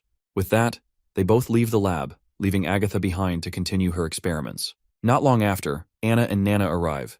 They are here to assist Agatha in accelerating the process of creating sigils. Their goal is to craft 4 listening sigils, 1 screeching sigil, and 1 observing sigil. Agatha recalls how, back in the days of the Scholarly Guild, it would have been considered a complete waste to use high-quality stones of divine judgment from magic slayers to create something as basic as screeching and observing sigils. But with Roland's powerful artillery, combat sigils are no longer as essential as they once were. As Agatha continues her work, Anna asks if the quality of a sigil depends on the ingredients used. Agatha confirms that it does. The primary determining factors are the stone of divine judgment and magic-infused blood. The Scholarly Guild once believed that magic alters the body in every aspect, and a high-tier witch's body contains far more magic than that of a normal witch. This difference becomes even more pronounced with those who surpass the transcendent level. To forge an excellent sigil, one requires the blood of powerful devils and the highest quality stones of divine judgment. For example, Lady Alice's sigil of divine judgment was created on the battlefield, using the blood of a dying magic slayer. Hearing this, Anna wonders if the same result can be achieved by combining witch blood with the stones instead. Agatha responds with no. The stones do not melt like wax, and the reaction is not as strong. When mixed with witch blood, the liquid becomes watery and clear. However, when mixed with devil blood, the liquid hardens like rock. Since the process of crafting a sigil is similar to smelting metal, the magic stone must be placed before the liquid solidifies. At the same time, they must complete a key step, connecting the magic veins. The veins are similar to those found in plants.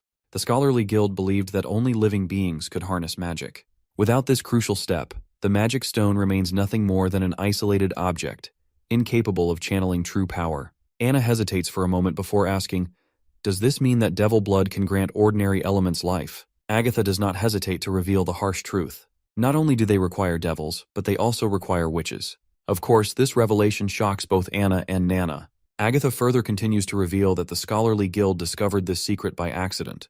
When witch blood is mixed with devil blood, a unique effect occurs. Essentially, a stone of divine judgment will melt and maintain a state of life, just like a plant.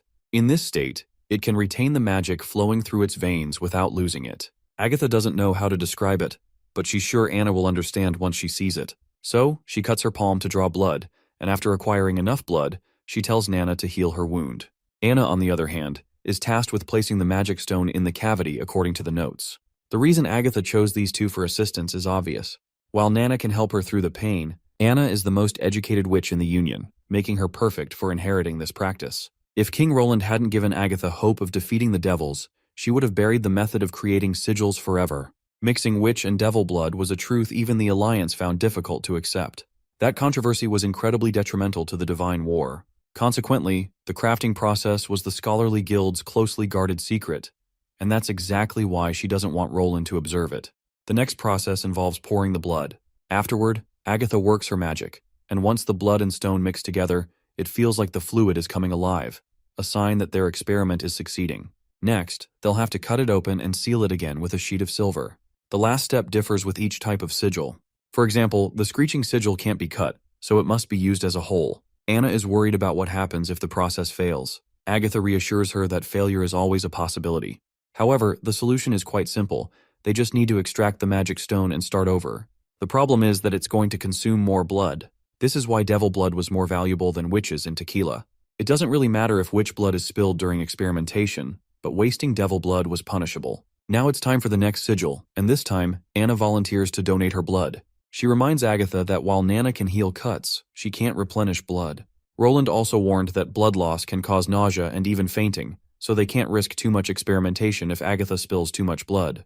The best method for recovery is to rest for 2 days before resuming practice and production, but a diet of porridge and liver speeds up the process. Agatha is taken aback to hear this, as those are the exact words she once heard from Roland.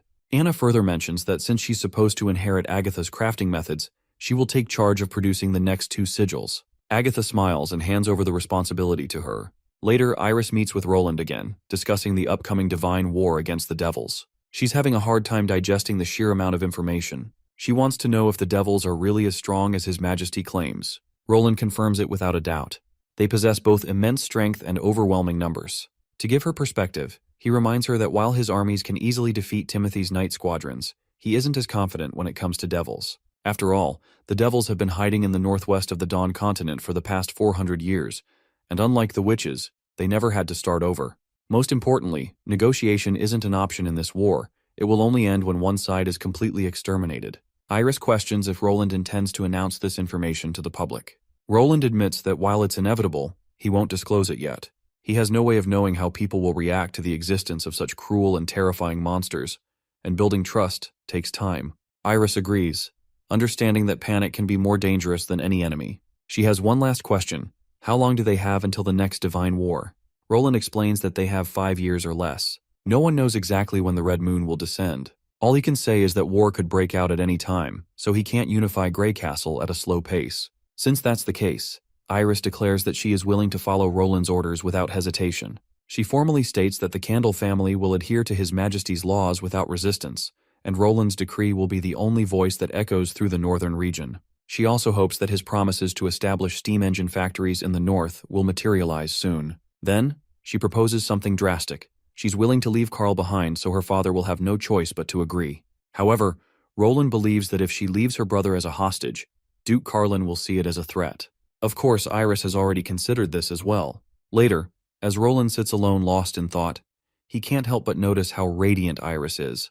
Her ideas are progressive, and she's rather adaptable. If the entire northern region truly serves him as she promised, then his controlled territory will practically double in size. After all, nothing is sweeter than population and resources.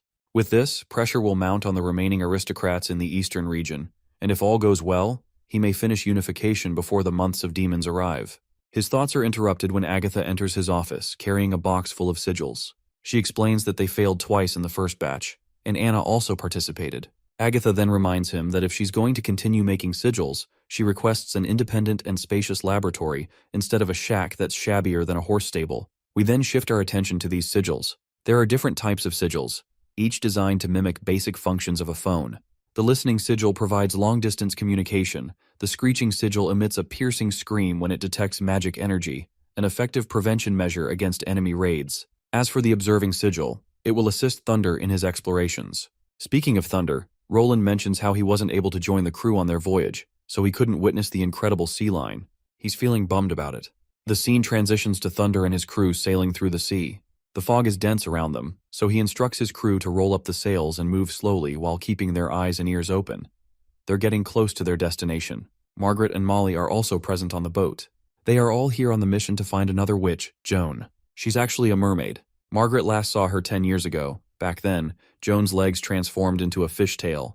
However, a decade has passed, and Margaret doesn't know what Joan is like now. Camellia, another witch on board, hears Margaret's description and comments that this sounds like a summoning ability.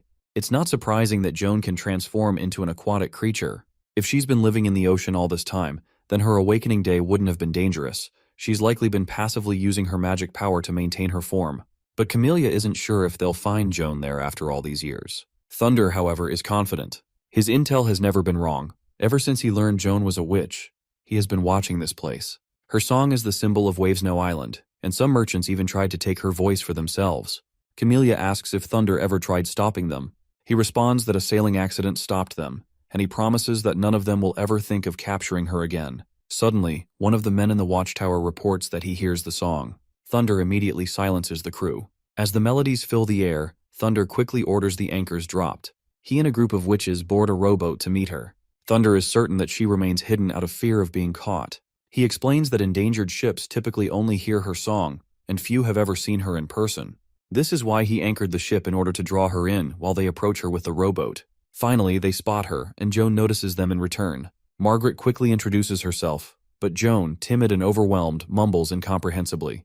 Thunder realizes that Joan may have forgotten how to speak. He turns to Camilla, who uses her magic to bridge their communication. Suddenly, Margaret is able to understand Joan's words. Margaret begins the conversation by expressing her gratitude for saving her back then, and she is once again to ask for Joan's help. Joan remembers Margaret well. They used to spend a great deal of time together. In order to make her comfortable, Margaret praises the incredible powers of witches. She points out that even their conversation is possible only because of Camilla, a fellow witch, who can connect hearts and minds. However, Joan remains wary of the sailors, as they have always sought to capture witches. Margaret assures her that the church has been eradicated. Witches have now settled in the bay, where Slumber Island has become a sanctuary, a town built by witches, for witches. Joan is free to join them. As the conversation continues, Thunder grows more curious about what they are talking about. Suddenly, Joan retreats into the water. Seeing this, Thunder immediately turns to Margaret, in order to question her how the conversation went. Margaret delivers the good news that Joan has agreed to her request. The scene transitions to Dawn Capital, where Yorko rides in a carriage alongside a refined woman. She asks his thoughts on the city. Yorko admits that Dawn Capital is indeed a city of merchants. Even the city ruler supports the free market. If this were Grey Castle, such unrestricted trade would be shut down by patrol guards. Perhaps only the Bay could compare. Miss Denise then reveals an interesting tidbit. The capital's goods fall into two categories: practical items such as glassware, mirrors, perfumes, and high-quality fabrics, and unique or peculiar items, which have no fixed price and are valued based on the buyer's preference. Every weekend, the city's auction house opens, with entrance requirements that vary depending on the items being sold. She offers to take Yorko to the most exclusive auctions if he is interested. However, she mentions that slave trading has taken over the two businesses she just mentioned. Yorko remarks that slave trading is nothing new, but Denise clarifies that this is an expansion of an already existing industry. The easiest businesses are always the most popular. Since the church's invasion of Wolfheart, hundreds of thousands of refugees have fled. If one feeds and shelters them, they can be gathered and sold for profit. Though she personally dislikes the idea of trading people, especially women, Yorko reassures her not to dwell on it if it upsets her. The most profitable ventures often carry great risks. Just take those refugees as an example. If those refugees revolt, the slave traders will have much to fear. The carriage driver announces their arrival at the royal district. Yorko parts ways with Denise, relieved to be free of her company. She is a married woman, and if her husband had seen them together, Yorko fears the consequences. His assigned guard, Fox, approaches, inquiring about his conversation with the lady inside the carriage. Yorko brushes him off, claiming they only discussed business. Fox was personally assigned to Yorko by Roland, and it is clear that Yorko does not like him in the least. Regardless, Fox inquires what is the next step. Yorko declares that he will raise the Grey Castle flag and announce to the entire kingdom that the Grey Castle ambassador has arrived. Later, Yorko finds himself at a lavish banquet, one of the grandest he has ever attended. He notices several young ladies who seem ready to entertain. It is then that Prince Moya, the first Prince of Dawn, arrives. He greets Yorko and shares good news. He has passed on Roland Wimbledon's letters and documents to his father. Yorko returns the greeting, offering his condolences for the king's illness. It is unfortunate that the king cannot meet him personally. About half a month ago, the king collapsed suddenly at a banquet. Since then, he has remained unconscious, waking for only 3 hours a day. Once pleasantries and formalities are exchanged, the prince moves to leave, but Yorko stops him. He wishes to discuss the alliance between Dawn and Grey Castle. Prince Appin acknowledges the matter, but states that he will wait for his father's recovery before handling administrative decisions. With that, Yorko resumes enjoying the banquet. There he encounters Miss Denise once again. Meanwhile, Prince Appin speaks privately with Otto, his close associate. If you don't recall, Otto is the same guy who was friends with Andrea. Otto does not understand why Appin is delaying the alliance treaty, especially since the king himself supports it. The church remains a serious threat. They cannot afford to sit idly by. Appin reminds Otto that they were originally meant to align with Timothy, not Roland. Otto argues that they should support the rightful king of Grey Castle. The ambassador's message confirms Roland's legitimacy. However, the prince silences him, assuring Otto that he will handle the matter and warning him not to interfere. Otto, unwilling to let the issue drop, insists that they must take action against the church. His persistence earns him a cold glare from the prince. Fear grips Otto. He quickly swallows his argument and promises to hold his tongue. In a chilling tone, Appin asks if they are still friends. Otto replies that they are. Not only him, but Belinda and Oro are also part of their friendship circle. Appin follows up with a heavy question. If something were to happen to the king, would Otto support him as the next ruler?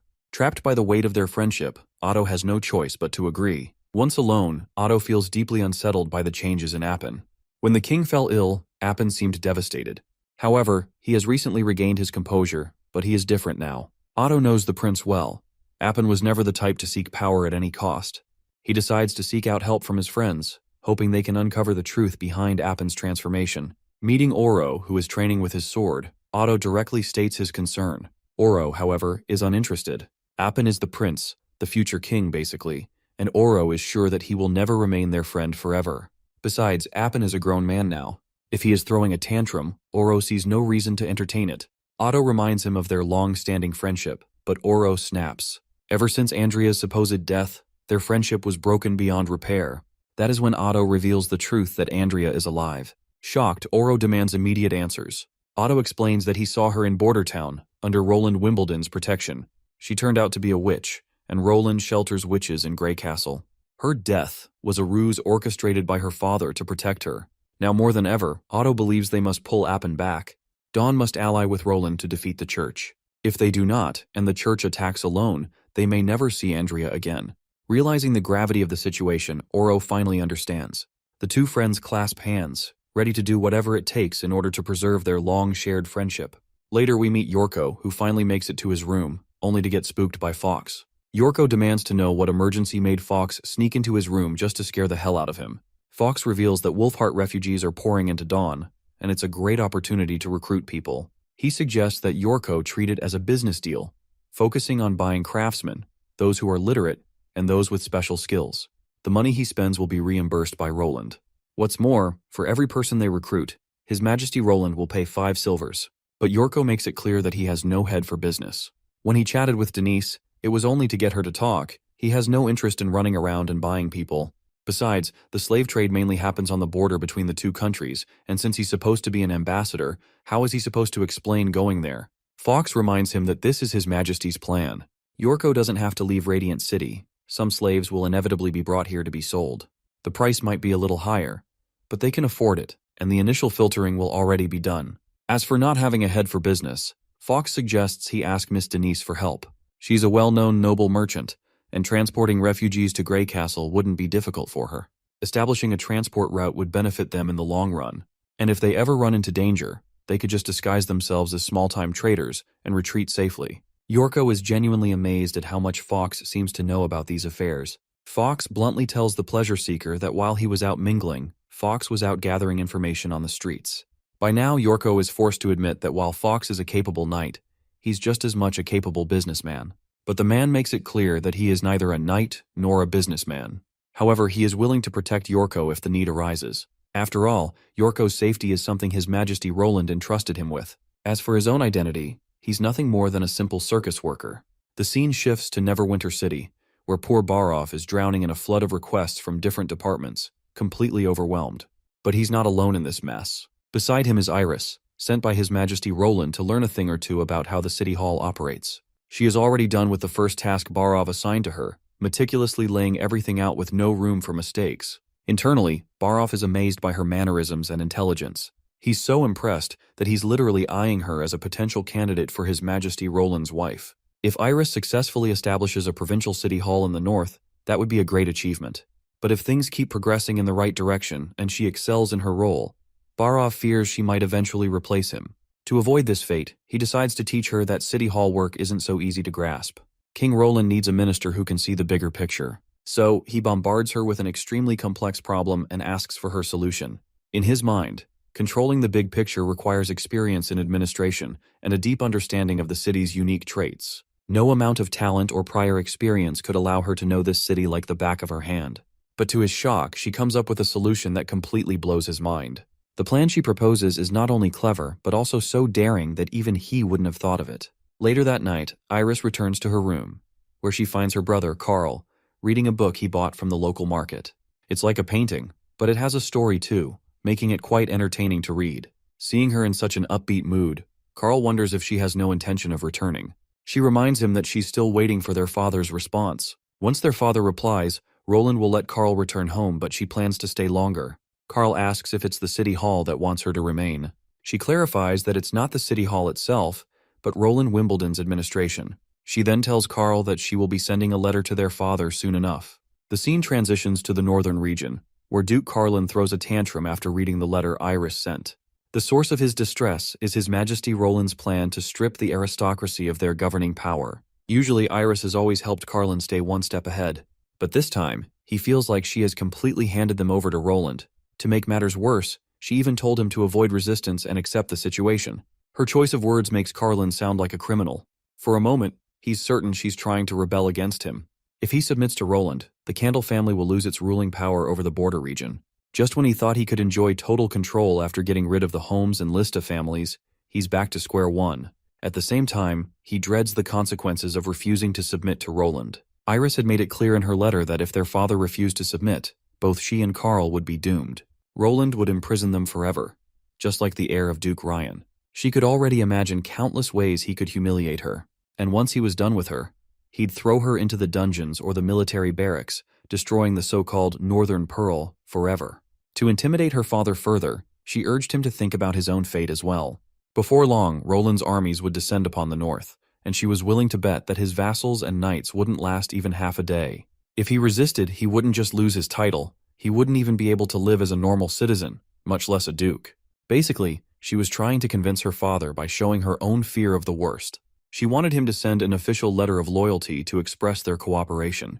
Along with that, she asked him to send literate servants to learn the city hall's governing system so they could familiarize themselves with the new laws. Since Iris had already made her decision, Carlin saw no choice but to trust her plan and pledge his loyalty to His Majesty Roland. But as a duke, he still wanted to rely on his last trump card, offering Iris as the next queen. He would include this condition in his letter of loyalty. The scene transitions to Dragon's Cliff, where Iron Axe launches an attack with the First Army in formation. Their objective is to take down Spear Passie's worthless brother and reclaim her territory. Iron Axe asks her what she intends to do with the traitor knights and the servants who sided with her brother. Without hesitation, she makes it clear that they are no longer her knights if they chose to betray her, and she wants them to pay for it. He then asks her what she plans to do with Redwyn Passie, her brother. He reminds her that His Majesty's orders were to send all elite rebels to Neverwinter, except for her family. Everyone else who resists will be executed. However, she has the choice of what happens to her brother. For now, it seems like Spear Passy hasn't decided yet. The battle erupts, and after a brutal clash, she emerges victorious, reclaiming her land by utterly defeating her brother. When she finally stands face to face with him, the bastard still has the audacity to spew nonsense, calling her a witch, a devil's claw. Paranoid from his defeat, he throws every insult in the book at her, even going so far as to claim she's just an adopted child. But his words have no effect on Passy. In fact, she welcomes the idea. If she were adopted, that would be even better. She has no desire to be associated with a scum brother like him. She turns on her heel to leave, but not before ordering the knights to take Redwind Passy to Neverwinter City. Since he's lost, he is just a lost cause. He's better suited for hard labor in the mines. With that, she walks away. As she moves through the corridor, she takes in the ruins of her town and silently wishes for Dragon's Cliff to prosper under Roland's rule. The scene shifts to Neverwinter, where the skies rumble with thunder, a clear sign that summer is here. The weather seems unforgiving. Roland is relieved that it didn't rain 3 days ago. Otherwise, one of his plays, The City of Love, wouldn't have had its outdoor performance. Fortunately, the remodeled plaza was spacious enough, and Echo's ability had taken the performance to the next level. Even Roland, despite having watched many high-production films in the past, was deeply moved by the performance. He had no doubt that the song she sang, the Song of Unison, had a profound effect on everyone who heard it. Suddenly, Barov bursts into Roland's office with good news for once. It's a rare sight. Usually, every time he steps into the office, he's already out of breath and rattling off the worst possible scenarios.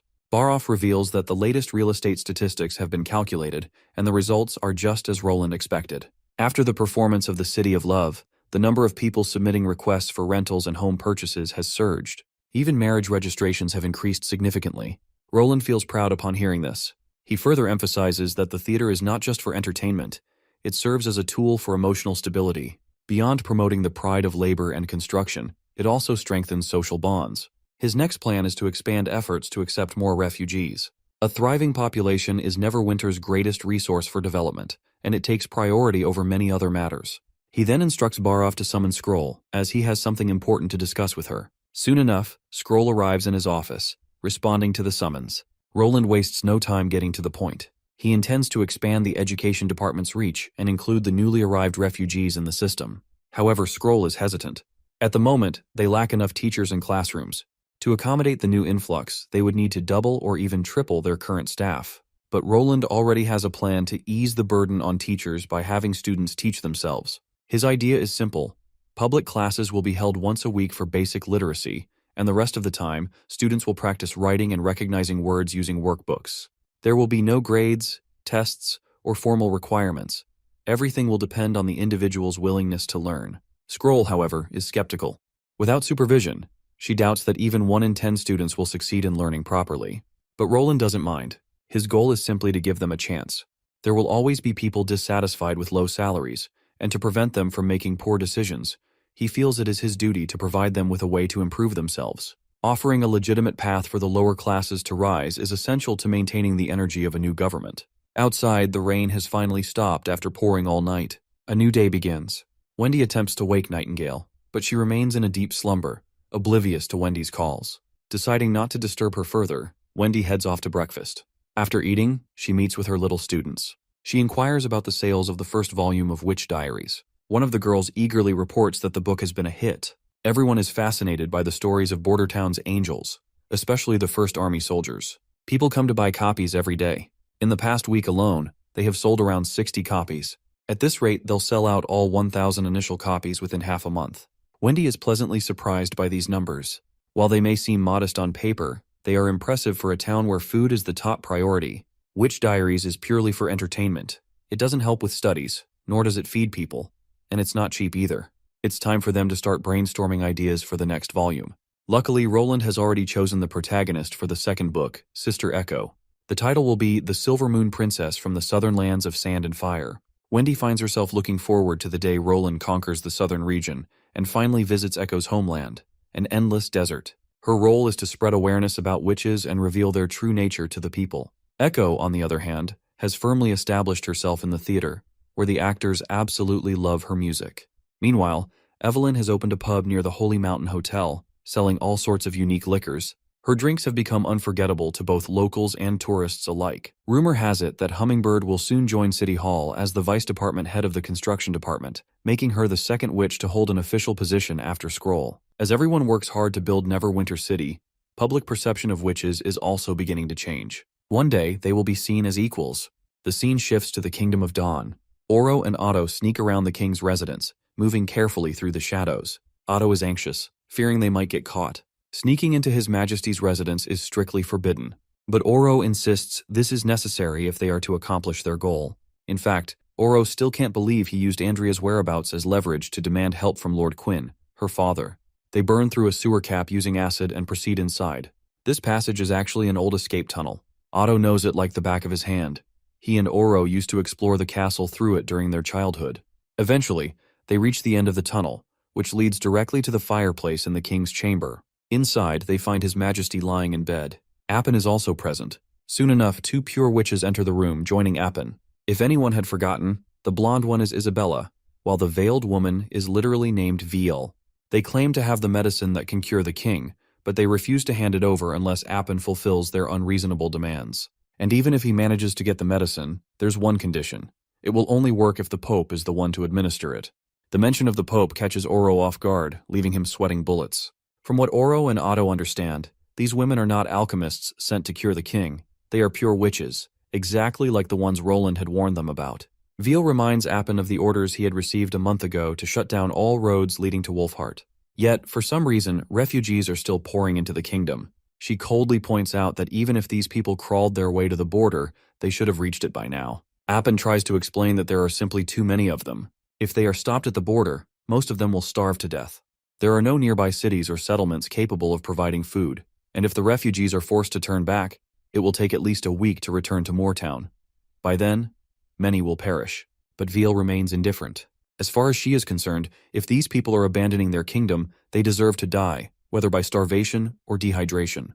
She would rather Appin focus on saving his father's life instead of worrying about breaking their agreement. With no other options, Appin reluctantly agrees to shut down all roads within the next week. However, if refugees manage to cross through the mountains or forests, he won't take responsibility for them. Isabella, at least, agrees not to force him to do something beyond his control. Satisfied, Veal picks up the medicine bottle, drinks it herself, and then pours it into the king's mouth through her own. With that, Isabella promises that he will wake up in an hour, like usual. Veal once again reminds him that as long as Appin follows orders, King of Dawn will be healed, and even healthier than before. Isabella also mentions that the next time they come will be when he completely shuts down the border, so she hopes he won't disappoint the Pope. The poor guy is totally frustrated, cornered by these filthy women. From what he understands, he's sure they're witches, which is why they fed the medicine through their mouths, in order to fuse it with magic. He finds it hard to believe that the church has witches, and what's worse is that whatever the church is doing is no different from demons. In the next moment, he signals his knights, and they pour into the area, completely surrounding them. Veal just calls this attempt utterly futile, saying the prince seems to take the church too lightly. But the prince, on the other hand, feels smug. They have stones of divine judgment all around the castle and everything. To the prince's despair, however, his soldiers unalive themselves. Oro decides to butt in, but Otto stops him. They can't get inside. The mechanism can only be triggered from within. Veal steps toward Appin, who slumps to the ground, recoiling in fear. The witches, on the other hand, seem disappointed that he still doesn't know how to follow orders. Still, they assure him that his father will be fine, and the Kingdom of Dawn will continue to exist for a while longer. Once the church takes Grey Castle, she plans to take Appin under her wing. While they will eventually take the Kingdom of Dawn, they promise to let Appin enjoy the luxurious lifestyle he craves. The citizens of Dawn will also be spared from the horrors of war. As they leave, they tell him to clean up the room as his father might be terrified to see this horrific sight. Otto and Oro finally take a moment to breathe.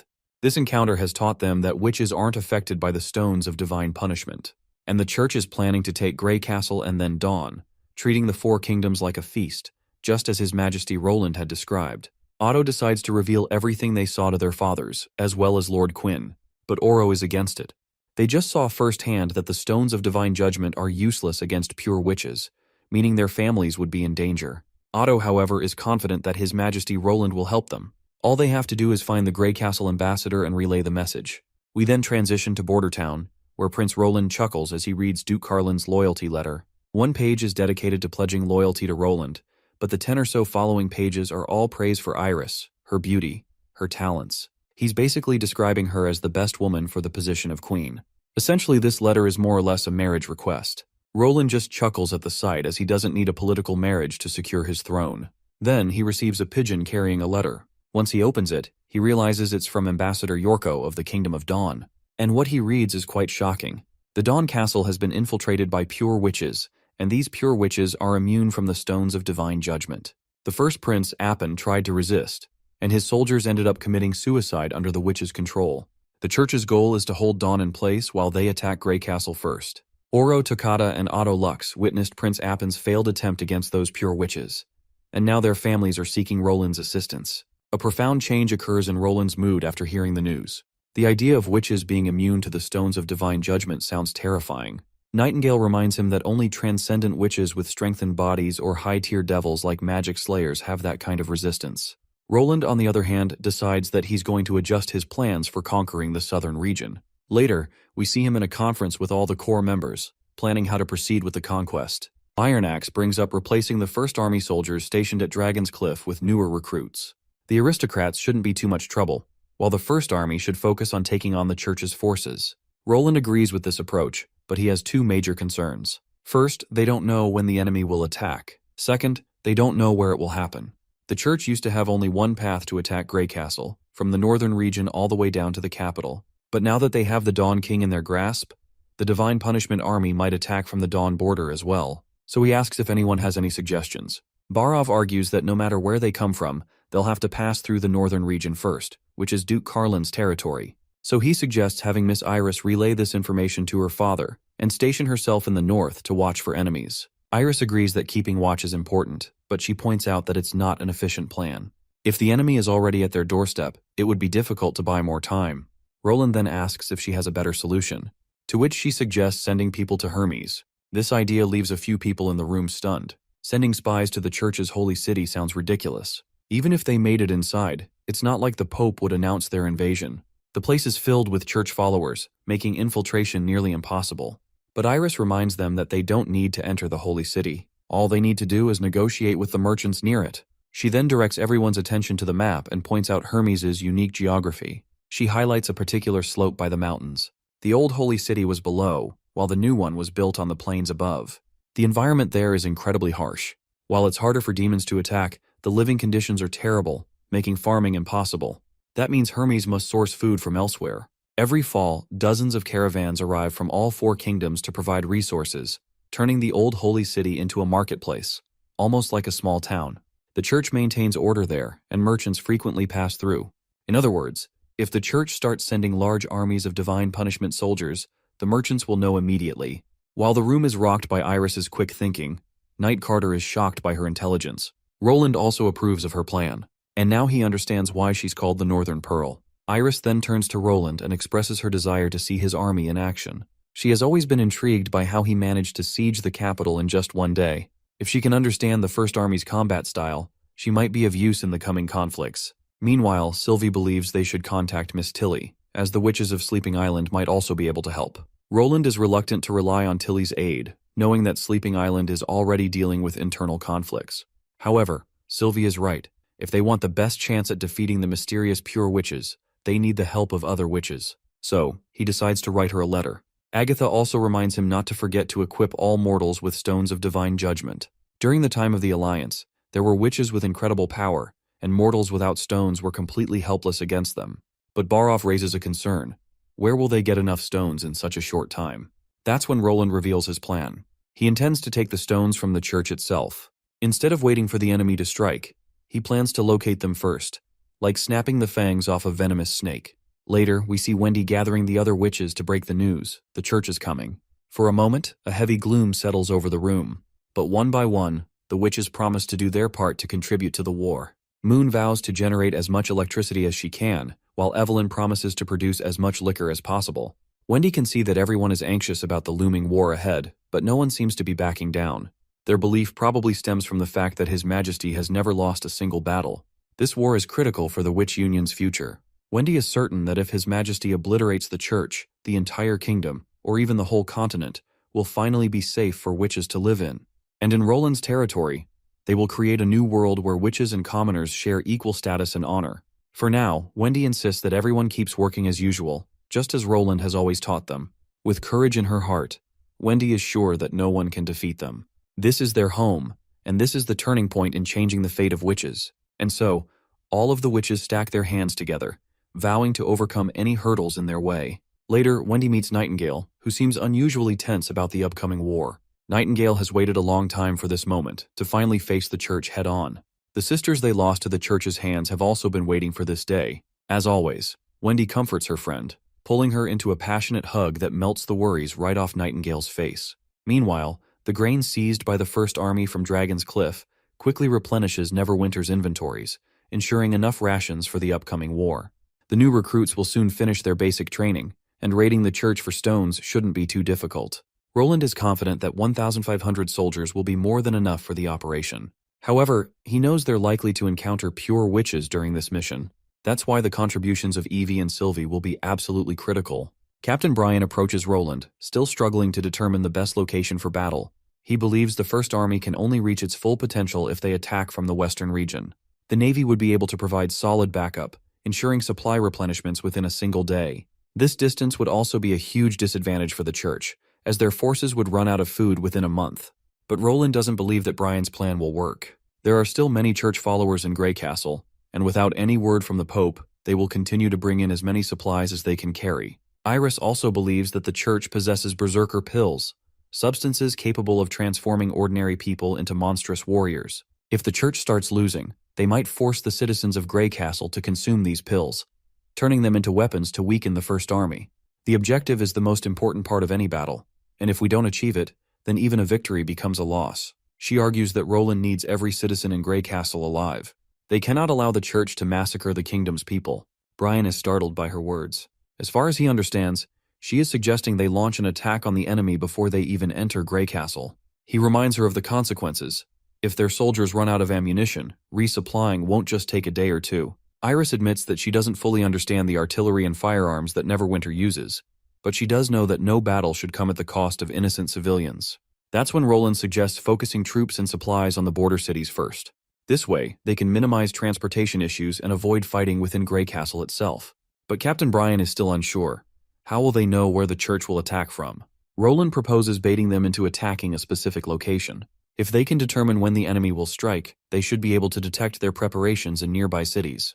The answer is Blizzard Cliff. If they pile up supplies there and station the First Army at Valley Town, which is nearby, the church will be drawn into attacking along that route.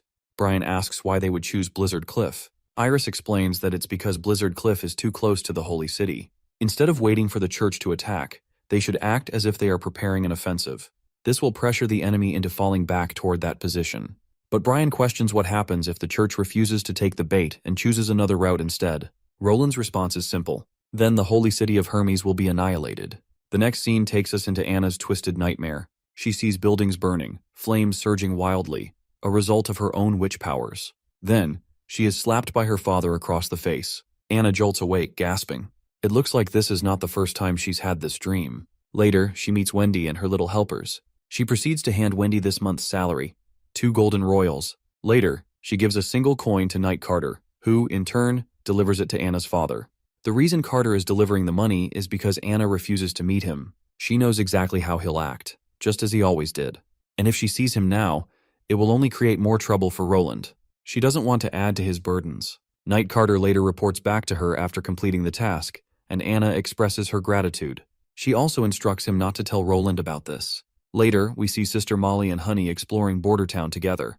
They are absolutely fascinated by how much the town has changed in just one winter. After spending a wonderful time together, they can only wish for one thing, that Miss Tilly would come to Border Town and live here with them. If that happened, they could all live here happily, forever. The armies are ready to sail, and everything is going according to plan. Once they secure enough stones of divine judgment, the leading squad will first head to the northern region.